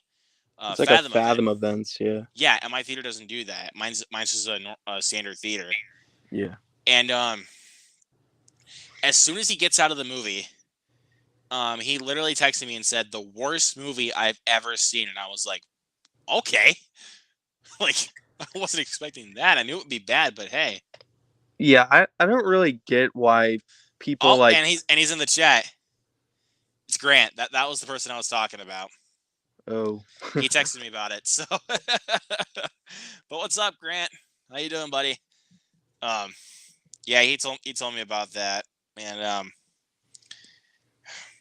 I feel so bad for him on that because I did kind of give him some crap about that last time he popped on my channel for one of our Q&As that he was still gonna recover from that.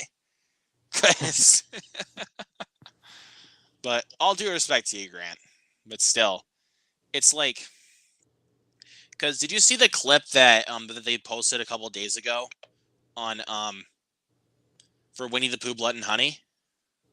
I think I've only seen the poster, so I haven't seen it. Okay.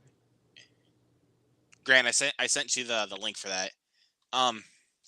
So the pool scene where this girl gets scared by a piglet, eloped by, and she just falls into the pool, and then Piglet just starts walking in the pool. He's a freaking hillbilly with a sledgehammer, and starts walking very slowly, like just starts slamming the hammer in the pool when the girl was not even next to him.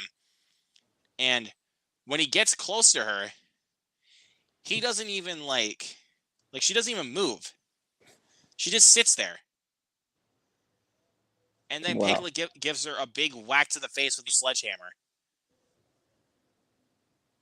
And I was like, you had plenty of time to get out of the pool. Yeah. Is the movie like actually? Is it actually supposed to be Winnie the Pooh, or is it just someone dressed as him? It's a couple of hillbillies just basically dressed as Winnie the Pooh and Piglet. Oh, okay, yeah. I mean, honestly, it would be. I mean, obviously, a movie like that's not actually going to be good, but it would be more funny if anything, if they were actually Winnie the Pooh. Yeah, if they actually did something creative with it and not just be like the worst version of Terrifier possible. You know what I mean? Yeah, I haven't seen either of those movies. The second one was actually playing near me, but I don't know. I didn't really. It was kind of long for what it was. If you're that squeamish to gore, those are not for you, man, because those films go very far. Yeah, I heard someone compare. I don't know if it was seen in the first one or the second one, but they compared it to Bone Tomahawk. If you've seen that movie, I think you know what I'm talking about. But yeah, I've seen Bone Tomahawk, but I'm not sure exactly what scene though. But I did a watch along for Scream 4 last Saturday with my buddies, and when we got to that bedroom scene, my co-host told me that scene gave inspiration to Terrifier 2 with their bedroom scene in that one. And Grant, how we doing, buddy? Oh God, audio's really acting up. But here, where is it at? I have it. My watch along co-host sent me this for Terrifier 2. Oh yeah, nice. I love this slipcover, dude. This slipcover is Yeah, I think I saw that in Walmart. But yeah, this is the cover that you would get on the underneath the slipcover. But this is also the cover for the Steelbook, the Walmart exclusive Steelbook. That's so weird to me. That movie does not seem like a movie that would have like all these different exclusive versions. All right, there. Are you there, buddy? Oh boy. I think we're getting audio issues here. I don't know what's going. I'm sorry, Grant. But anyways.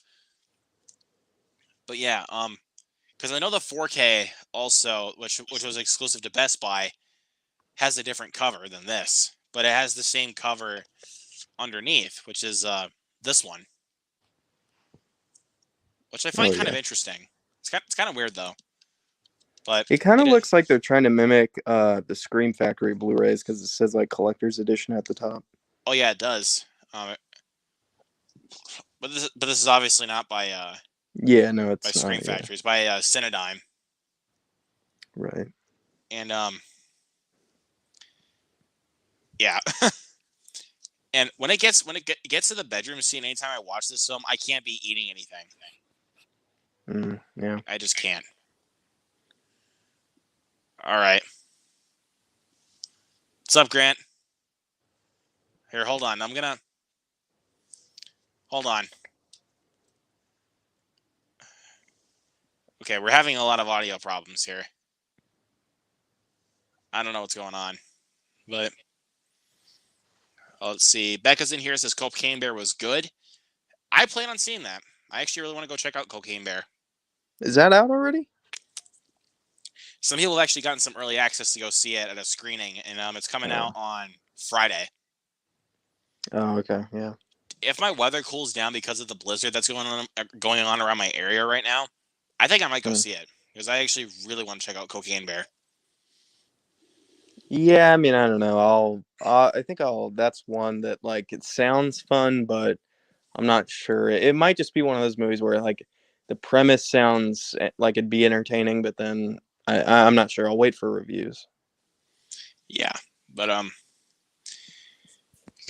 and that's the thing with me sometimes, like because after I watched Firestarter in the theater, the new Firestarter. Oh my gosh, yeah, I heard about that one.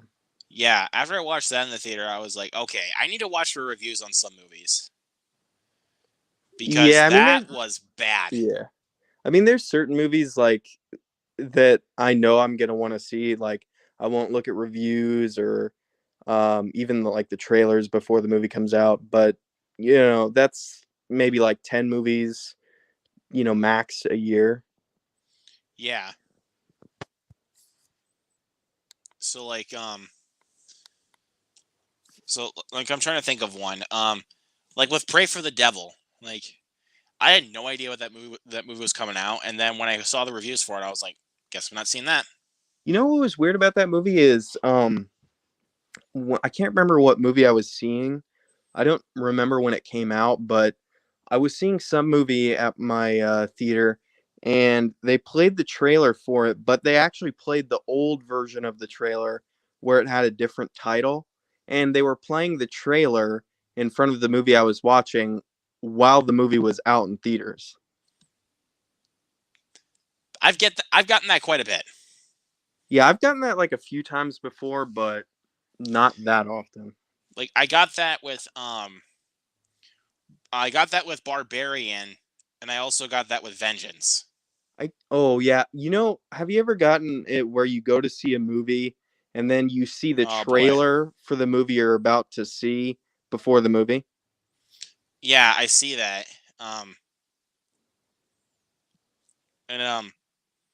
But I guess it kind of depends though, because when I went to go see A Man Called Otto a couple weeks ago, I could tell that the trailer was very outdated because it came out in September of last year. But they played the trailer for See How They Run, and I was like, that is outdated because that movie came out last year. And Yeah. So it was so weird. I feel like maybe, I mean, I don't know how it really works. Like almost every theater you go to now uses a digital projector. So I'm not exactly sure how it works, like what they get sent. Hold on. Like like if they get sent like a file or something. But I know back in the Do not know what's going on. Hold on a sec. Oh crap! Here, hold on. Here, I'm gonna refresh here really quick. Just so hold on. Add back into the stream, and I'm gonna refresh here. Hold on, I'm gonna refresh here really quick, and I'll be right back. Cook while I do this. Yeah. Uh-oh.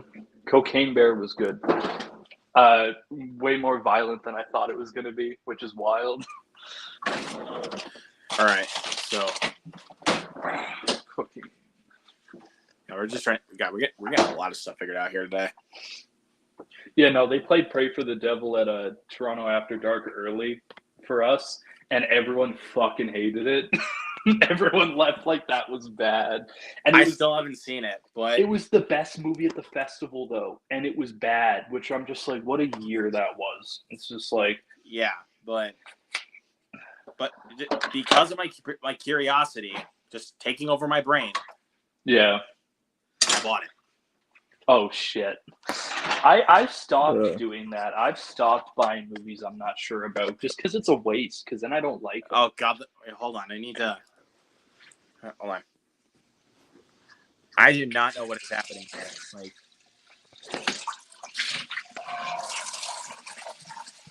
Like, dude, your audio is not coming through, Grant. I don't know what's going on. Just try a different device and see how that works. So. No, you're gonna have to watch that and tell me how it is because I didn't watch it. I was like, I'm not wasting my time. Yeah, it's my curiosity that just takes over my brain, and I'm just like, okay, I'll just watch it. But the thing is, I still haven't opened it yet. So that's a good thing because whenever I get like movies, I always open them. Like at least when I was younger, more of the times I'd get a movie and I'd take the plastic off, which is stupid. But then sometimes I just leave the plastic on for a little while, like I did with Infinite. Which is nice. I left the plastic on for a little while, but then my curiosity was just like, okay, let's see how bad this really is, because I probably just wasn't in the right mood, and then I just watched it and I just laughed my ass off. I should probably keep them in their packages until I watch them. So if I want to sell them, there we go. Yeah, there we are, everybody. I don't know what it was. It clearly was something on my end. I don't know what was going. I'm on my phone. Hey, Becca, how are you, man? Yo, I just saw Cocaine Bear. I think you would like it, Grant. Do you like violence in movies? Dude, I'm seeing it Friday night with my It's bud. wild. I'm so pumped, dude. There were a couple moments that make Tarantino look like child's movies. You know what I mean? Like I was like, yo, that's bad. Like I have to see that then. I just got back from a screening too. That's why I was late getting back. Wait, what did you see, Matt? You already saw Magic Mike. What's coming out? Did you see Champions? No, I haven't shot my review yet. I'm going to shoot it after this. I saw Jesus Revolution. Oh, Jesus Revolution. Yeah, that is coming out. It played first like a few weeks ago in Alberta where my parents live because I think it was shot there or something. Uh-huh. You know what? Is it good? Here's the thing. Anyone who knows me well knows that I hate most faith-based movies. Yeah. I liked this one. Oh, okay. Maybe I'll check it out then. Because it wasn't hateful. Like it wasn't. Oh, like, it was more just like we should coexist because aren't they? Yeah. Like it wasn't like so preachy, right? No. That's the thing. Is it was more about kind of what I would like to think that if Jesus is real, he'd really want, which is like be together. And Yeah, have a community. it's not like That makes sense. God's Not Dead, where it's just like incredibly preachy. God's Not Dead kisses ass.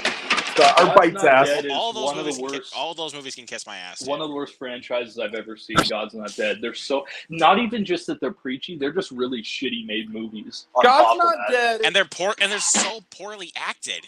God's Not Dead is made by people who never wanted to make films and never should have made films. That's a good point. Whereas a lot of these directors are not directors. They're want to pastors. preach and then they They're make pretty much movies pastors, secondary.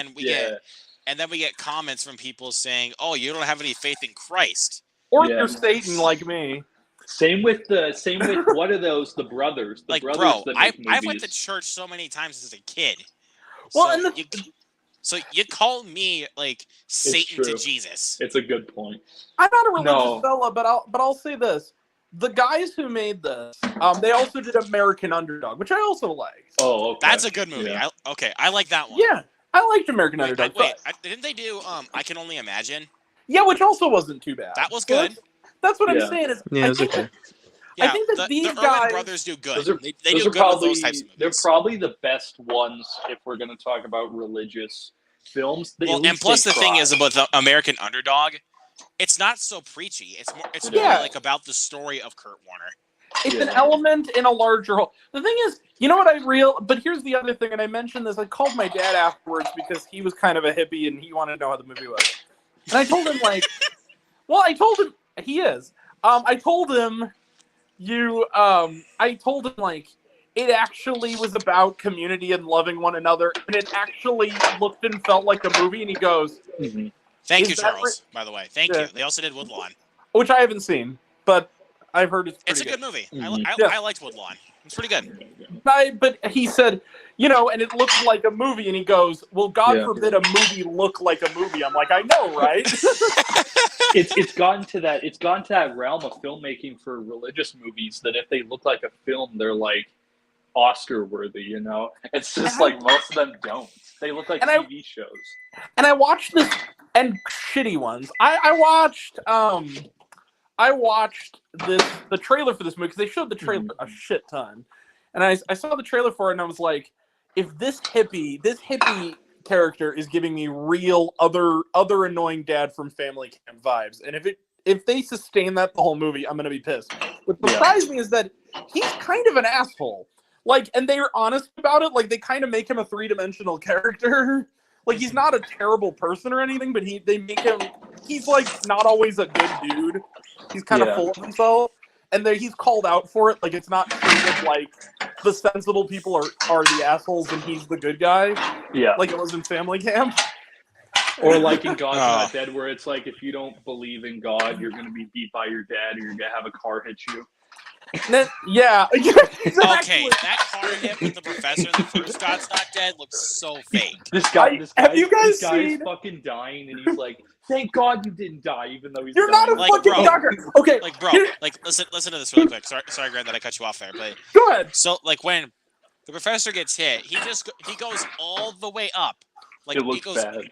Like he goes up to where the camera's pointing. It's obvious green screen shit. Where the camera's pointing, and you can tell there's like you can probably see. Have you guys seen Ralph the Movie Maker's video on God's Not Dead? Because it's yes. The second one's funny though. When he talks about the second one, when he pulls up all the court cases at the end commercials and the credits, and he's like, "These are all like anti-gay laws." What are they talking about? It was all about. It was like he said that like half of them were like people were like, "Oh, we would serve someone at a bakery or something." Yeah, like it's all about like Yeah, like they didn't want to make a wedding cake for an LGBTQ couple. So they got sued. And they're like, "Oh, they're attacking us." It's like, no, you're just being an asshole. That's just the fact. You know what the greatest thing to come out of that whole franchise is, though? It almost makes it worth it that it exists. What? There was an SNL skit, and it's not online anymore, but it is on Vimeo. I think the guy who directed it put it on. and it was the whole premise of it's a fake Pureflix movie with Vanessa Bayer. It's about making cake for a gay couple, and that's the premise, and it's called God is a Boob Man. You have to look up God is a Boob Man. I'm assuming they don't have it up on their YouTube channel anymore because people got offended. People are like, how dare you make fun of Christianity? It's great. It's perfect. But God's not dead. But the point he made about the first one that I had at the time was like, when the pastor sitcom and his sidekick, pastor sitcom dad and his sidekick. Let's go to Disneyland. Let's go to Disneyland. Here's the thing. And then they don't go to Disneyland. I honestly cared way more about those two getting to 100%. Disneyland. Of all of them, I cared more about them going to Disneyland. Because their whole thing was inoffensive. It's the only one that didn't say, oh, if you don't believe, you're a bad person. Because they just wanted to go to fucking Disneyland. You know, like that Muslim dude beating his daughter and the teacher being an asshole. Yeah! And the two guys going to Disneyland. You're beautiful. I wish you didn't have to do that. Who the fuck are you? Oh, and then there's the cancer lady where it's like, I have cancer. It's like, we don't believe in God, so fuck you. It's just like, what? It's like, there's like no point in even saying that, and then it's just like, it's a ridiculous franchise. It's a ridiculous franchise, and like, but at the end, it's also because like they make those movies just to think that they can actually speak to people. Like in my church, we literally watched it. The first movie came out, and they're like, "Movie night for all the youth people. Let's watch God's Not Dead." And we literally laughed at how bad that movie was. Like, all right, hold on just a second. No pun intended. They were preaching to the choir kids. Yeah, they were. It's a movie that literally the only people who watched it outside of super duper religious people is people who are like, "What the fuck is this? I have to see this." You know what? I said it in my stream, I think, and I stand by it. It's saying something when the best faith-based film of the last 10 years is directed by an atheist, and that was Women Talking. Like, yes, true. It's like I thought you were gonna say, but if we're gonna be honest, I guess you could say Scorsese's Silence is also a really good faith movie, but good also example. I would say Passion of the Christ is a well-made movie, but it's one that it's not a rewatchable movie, but it's well made for being that Mel Gibson is a good director among being terrible other things. Well, and I thought Father Stu was okay. I could have done without the homophobia, but otherwise, yeah. Did you get to see the PG-13 version they released at Christmas? No, they didn't put it out of my theater. Father Stu, we don't get to say bitch ass anymore. You know what I mean? We don't get to say fuck anymore. We don't get to my say theater the got hard that. R word. My theater got that, but they only had it in for like a week and then it was gone. I don't blame them. No one probably saw it. They were like, "Well, didn't this movie already?" Well, because one of the first movies that was in my theater when it opened was actually Father Stu. Mm-hmm. Yeah. So I was like, "There's no reason to do that." Well, the thing was, it's like Deadpool PG-13. It's ridiculous. But at least that had the Fred Savage shit, which was kind of funny. True. That's true. I meet Matt Damon. All right, let's see. Soul Trenchcoat says, "I love how the guy gets hit by the car instead of calling the ambulance." That's what I was going to say. Okay, thank you. The Soulless Trenchcoat. Thank you for bringing that up because that's exactly what I was going to say. Is that they that prey has been on him instead? It's like, dude, this is my biggest issue with this movie. Like, you can tell, like when you listen to that scene, or when you watch that scene, that you can tell that the writers were running out of ideas. Dude, yeah, but they went to a church where literally someone dislocated their foot during a game for this. Yeah, and instead of fucking going to the ambulance, they just prayed on it. So it's that's basically like watching a low budget horror film, like where the dialogue is completely written in crayon, and you can tell. Well, and but I want to mention this, because this is my biggest issue in 10 years since that came out. Almost 10 years. That, Ralph made the best point about that I've heard, and it was right on the money, which he goes, the guy, not Pastor Dave, but his friend who wants to go to Disney World, the one who dies in the third one. Spoiler alert, I guess. I don't care about no one's going to watch. Yeah. I've watched all of them but the fourth one because I see shit. Or So- them. And when we're getting a new Kevin Sorbo Left Behind movie this year, I'm 100% watching it to see. It already came to my theater, and I didn't. And it hasn't come around. I'm gonna wait for it to be on Pirate Bay, and then I'm gonna watch it. That's what I was gonna say. Is that it was a Fathom event, so I legally didn't have, by my own, I didn't have to see it because it wasn't a wide release. Thank Jesus, because the first Left Behind was Fathom so events are bad. ridiculous because you'll have Winnie the Pooh, Blood and Honey, and then you'll have Bert. Last year you had Life Mark. It's like, why are they choosing? And you also had a Regal Fathom event, which was for the mean one. It's the ridiculous. mean one was a Regal Fathom event. You would think that Fathom events would choose good movies. Like Clerks 3 is the only good one. Clerks 3 was a good Fathom event. Clerks 3, the Death Note, the Japanese Death Note movies were pretty awesome, but that was years ago. And then all of a sudden, when it comes to their Fathom events, now they just decide to show movies like Winnie the Pooh, Blood and Honey. It's just ridiculous to me. Pardon my shocking statement, but Winnie the Pooh, Blood and Honey was my Vietnam. It was my Vietnam. I fucking hate that movie. But okay, like Grant, I still remember the story you told when you saw a plane. Oh yeah. That was awesome. Even just thinking about it, I've even told my parents that. And seriously, Earl, is nothing sacred? Perfect. Like awesome. That was just perfect, and I was. It's true. I was gonna say the same thing. I'm like, right. Hey, but guys, I keep digressing from my point. I want to tell you guys. So anyway, Pastor TGIF sitcom and his token black sidekick. They're going to Disneyland, right? Yeah. So, and then Professor Hercules gets hit by the freaking car. And Professor Hercules, the Legendary Journeys, Xena Warrior Princess. Job for 10 years. Yeah. Gets hit by a car. Let's not forget that before that, his biggest hit movie was Meet the Fucking Spartans. The guy has not been good at picking movies. But to be honest, he hasn't done anything good since the 90s, and then he went all Jesus freak, and now no one wants to have a... Oh my god, bro. Like, he also was Meet wait, Dude, but I'm gonna be honest. Like, when I watched Meet the Spartans, the Terrible. only thing that made me laugh was when he said, "Oh, go yourselves," to the American Idol judges. The only part, you know what? Nothing in Meet the Spartans did, but there was the one scene in Epic Movie that kind of, sort of made me go, and it was just because of the delivery. The joke was stupid, but it was when, because I love the Chronicles of Narnia, like with a passion, the first one. Mm-hmm. So when it's just literally the beaver shows up and he goes, "Welcome, sons of Adams and daughters of," and then the chick from Glee goes, "Holy shit, a fucking talking beaver!" and just punts him into the air. And he goes, "What did you do that for, you piece of shit?" And I was like, okay, kind of funny. Okay, It's there's like, quite a okay. bit of moments in The Epic only Movie scene from that one make of me these laugh in movies- all of the bad ways. What? Like, specifically, one of them being the Charlie and the Chocolate Factory parody. To say that, He's kind of inspired. Okay, so let me tell you something. Let me tell The you. only good scene in that So it's movie. the scene when Cal Penn is basically parodying Augustus Gloop in Oh that movie.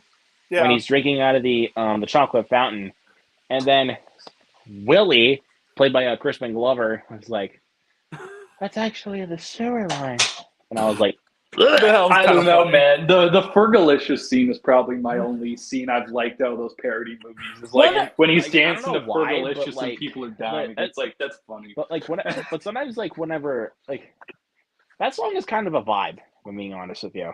Like, Okay, there was one other funny part from Epic Movie that I'll say. Sorry, I forgot one. what is that? And it was just, again, it's because it was the guy doing it, but it's the scene where he's talking to her, and it's Mr. Tumnus, but it's what's his name from Nacho Libre, and he goes over to him and he goes, I am a fawn, and he goes, how Wait, did that? wasn't my that, dad fuck the goat? I'm Wasn't like, that Nacho's trainer in Nacho Libre? Yeah, it was just like his sidekick, and I was like, and he goes, how does that? And he goes, oh yeah, my dad fucked a goat. And he goes, oh. I was like, okay. So God. what were you saying? Okay, we've lost the game Yeah, so we've far lost right the now. plot. Okay, Yeah. what was the joke that Ralph said? I completely Okay. forget what it was. Yeah. This is what it is, and it's not even just a joke. It's just a good point. He gets hit by the car. Professor Hercules. He's I guess dying, and then racial stereotype sidekick of TGIF Pastor Dad sits next to him, and immediately, without any experience, goes, his lungs are filling up with blood. He'll be dead at any moment now. And that's a good point. And I said in the theater out loud to myself, "How the fuck does he know?" Like I literally said, how can you tell that he broke his whenever ribs? they say that, Grant, I just have to be honest about this. You're not a doctor. Like, I know this is very wrong to say. Yeah. But like when they say that word of dialogue, it makes you wish that the tall man's spear would just come through the screen and then just just go through the guy's head and then he just spouting out blood. It's cringe as fuck because it's like everyone who's safe. Oh, they're at the Ninja Boys concert. That's what I'm saying. That hasn't been exactly what I'm saying. 20 years. Yeah, it's just ridiculous, man. I have to say, guys, it's not the weirdest religious movie climax I've ever seen, though, and I'll tell you what it was. Worst one. The Girl Who Believes in Miracles from 2021. Okay. Let me just tell you what this movie... First off, the movie's insanely, like, bigoted and awful. Is this low-budget... Yeah, it's a low-budget movie. The most well-known people in it were, like, Mina Savari... Oh, shit. Or Mira Sorvino. Sorry, Mira Sorvino. Mira Sorvino. Oh, yeah. Wow. Okay. Please, for the love of God, Mira, do Rami and Michelle too, or some shit. Like, please stop doing. She's not. I know stories about her in the industry that I know people who worked with her. She seems like a hard ass. She's not gonna do that shit. Well, I know she had. I think she had a cameo in She Said, didn't he? Or was that Ashley Judd? Did she? That was Ashley Judd. Okay. Yeah. Because Ashley Judd. I didn't know. I didn't remember that. I need to rewatch She Said. Fun fact about Ashley Judd, kids. She is my 6th cousin on my grandmother's side. Never met her, but my grandmother's mother's maiden name was Judd, and she is closely related to the Judd. That's interesting. That's crazy, dude. Yeah. You should be like, hey, I'm related to Ashley Judd. Can I get a movie? Nepotism? the closest movie. I actually, though, I am first cousins or second cousins with an actual actor. He's just did one movie and never acted again. Oh, yeah. Did you guys ever see the movie Legend of the Lone Ranger from, like, 1985? Oh, Legend of the Lone Ranger, yeah. That's like a straight-to-video thing. Fucking terrible movie. The guy who played the Lone Ranger, Clinton Spilsbury, is my second cousin. Interesting. Really? And I'm also third cousins with, he's not alive anymore, but third cousins with a guy named Philo Farnsworth. You may not know who Philo Farnsworth is. He's one of the inventors of television, so I'm closely related to the inventor of TV. So my family is for TV. That's crazy, dude. I gotta say, it was destiny. Yeah. But here's the thing. But here's how this climax plays out, okay? So the other guy, the grandfather in it, is a friendly CIA agent guy from E.T., like the one who helps Elliot out. You know, like the main guy. Can't think of his name, but yeah. The one who's there in the field when the ship takes off and they kind of imply the one who's probably gonna bang his mom. Yeah, exactly. The one who's probably gonna bang Elliot's mom. Okay. Yeah. Because I just saw the movie again recently. I'm like, holy shit, it's the dad from Jesus Arc. Because it's like the first time I've seen it in like 10 years. I'm like, holy shit. Yeah. So this movie, my nickname for it was The Girl Who Believes in Magical Fluttering Jesus Orb. And this is the movie where the review, the person called me Satan for not liking it. Oh, I remember. Yeah. Okay. So the climax of this movie, this girl, it's basically the Unholy... If it wasn't a horror film, but somehow was scarier than The Unholy, it's basically. Oh my god! This girl finds out. This girl basically becomes a healer. She finds Jesus and she becomes this little tiny. Oh my god! She becomes Rey from Rise of Skywalker. Dude, read Eddie's comment. Read Eddie's comment. Yeah. Look at this. Banging moms that came in at a great spot. You sure did, my friend. Welcome. Eddie, I love you, bro. Love you, dude. But anyway, I just so girl literally will touch people like It's the same shit as The Unholy. It's literally, it came out the same weekend too. So it's literally. Don't even get me started on The Unholy, bro. Dude, that was so bad. It was terrible. Not as bad as this one though. So, like for instance, she has a friend who's in a wheelchair, who's a stereotype, racial character, and she heals both him and a dog who gets hit by a car in the same scene. He can walk because of her, because she touches him on the shoulder and he can walk. So she basically has superpowers because of Jesus, super Jesus magic.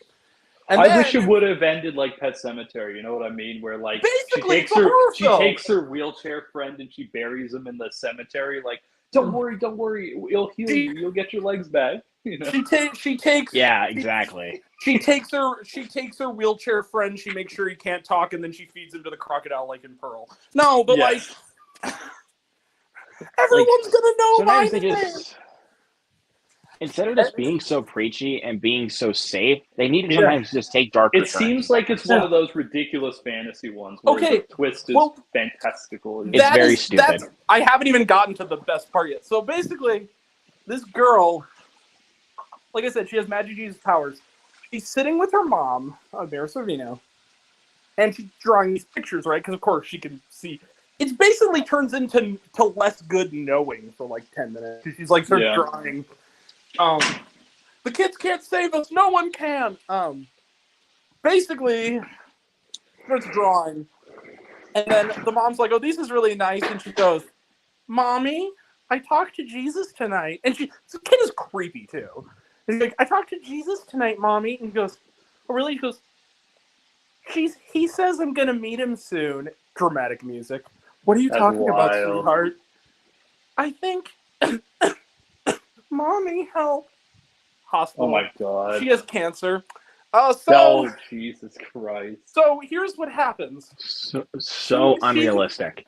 It gets better. So she goes to the hospital. Oh no. Just hearing that, I already know it gets worse. They go to the you can never predict this movie. She goes to the hospital, they take her in the hospital. I need to go to the lake. Jesus told me I have to go to the lake. The doctors are like, well, no, sweetie, you gotta stay here. I gotta take care of you. But Grandpa, I want to go drown myself in the lake. So they take her. The grandpa and her brother and the brother's girlfriend break in the middle of the night and abduct her from the hospital. Break several laws to take her to the lake. And they need some jail time for that. Yep, and it never comes at the lake because we're living in Cloud Cuckoo Land with Unikitty. So she goes. I know it gets better.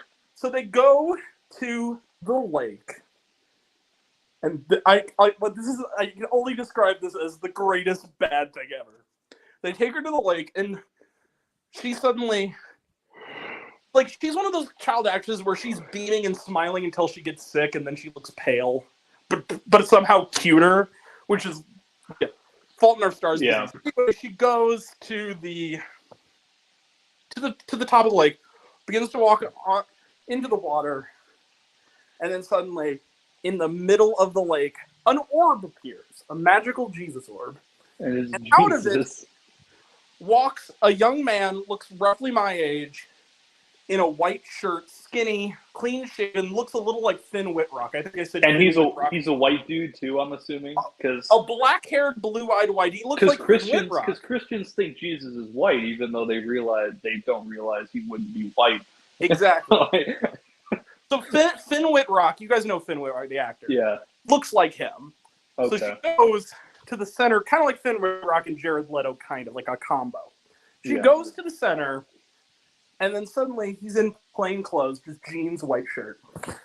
He grows a beard, grows his hair longer, and is Jesus. And then takes the girl, touches her head, she passes out. They take her home, not to the hospital. She's seemingly dead. Everyone starts praying really, really hard, like, oh God, please, please, Jesus, spare her. I know you've touched her heart, save her, whatever. Suddenly, Mommy? Oh my God, wakes up. She goes, I don't feel sick anymore, Mommy. Goes outside. So God killed her and then brought her back. You know, Yeah, mercy brought killed her. and brought her Their back. prayers brought, and the orb, magical orb, brought her back to life. And then she goes outside and says, and literally everyone. It's a slow news day. Like news vans are there. Radio Disney has a tent. Like it's everyone in this neighborhood is surrounding this girl's house. She goes out and says, "My friends, a miracle's happened today. My God. All you have to do is believe. All you have to do is believe in magic and Jesus. All you have to do is believe in Jesus, and he'll give you his powers." And Kevin Sorbo, who is also in this movie, Oh my God. who's the atheist again in this, goes off and kind of looks over her on the side and goes and gives her a look like, "You and I are good now. I believe." Roll credits. Fuck you, movie. It reminds me of like Heaven. It reminds me of Heaven is for Real when they released Heaven is that so movie. real. And then 2 years later, there came out a conspiracy, or not conspiracy, but essentially it got leaked that the dad made up the whole story. So then it made him look bad. I will say this. Oh, I know Grandpa looks this way because Jesus showed me Grandpa looks this way. You know the cinema snob. Yes. Yeah. I like Heaven is for Real okay as a movie. I think it's one of the better ones. It's not hateful necessarily. That's just misleading and wrong. It's misleading. But here's what he suggests. He says, go to that dude's Twitter account and read every tweet he ever wrote. Oh my God. This kid is gonna, he said something like, "I'm sorry, I don't mean to be a jerk." He said, "This kid's gonna be a mass shooter." I'm like, yes! Really? Oh my God. What was like the kid the movie's based off? The real kid who the movie is based on, the kid who claimed to go to heaven. Is he like posting some like I hate critical race theory shit and all I that? don't know. No, it's not even that. The tweets are him just faux pretentious Jaden Smith nonsense. Like he goes on there and is like, "In heaven, never babies are forever babies." Oh and like that is just then, that's just. And he goes in and he goes, "I had more luck with girls in heaven. Maybe I'll go back soon." What? Like what the fuck? Okay, yeah, no. I have to look this up. But yeah, yeah, Colton Burpo, I think his name is. You gotta look him up. Christ. It's hilarious. But yeah, it's getting pretty late over here, guys. So I think we're gonna wrap it up here tonight. So okay, but yeah, that's basically what happened, and just F that movie. By the way, for anyone watching, Cocaine Bear, even if it sucks, will be a better Killer Bear movie than Blood and Honey. There, I said. Oh my God, his tweet there you says go. God killed the dinosaurs for doing premarital sex. Yes. Oh my God, that's. Am I right? I can't wait to die again. I think this is fake because it says I can't wait to die again. Heaven is for real. I think it's fake, but that's funny. So fake. But guys, real quick before we go, can I tell you guys something? One more thing. Go ahead. And then we'll go. I have to say this. I have an idea for a screenplay for a religious parody movie. You know what the title is going to be? What? Heaven is totes for reals, you guys. With the U being make a movie about someone who pretends they died and went to heaven and they have to live up the lie over and over. That is like perfect, bro. You know what the last scene is gonna be? The last scene of the movie is? What? It's gonna end with a parody of the crucifixion, and then God is who's gonna be a woman, is gonna be watching all of this, and then it's gonna say like something like billions of years later, thousands, hundreds of years later, whatever. Donald Trump is elected. And then it cuts to God in heaven going, "Okay, shut it down. Send the Valkyries. Send the four horsemen." So Dogma vibes then. It becomes it's a prequel to Knock at the Cabin. That's the twist ending. Is that oh my God. Trump got elected, and so they send Dave Bautista to make sacrifices for the world. All right, that's good, man. But yeah, we're gonna wrap it up tonight, guys. So thank you to everybody that came in tonight, and also the people in the chat. So see you later. Everybody. Good night, Luke.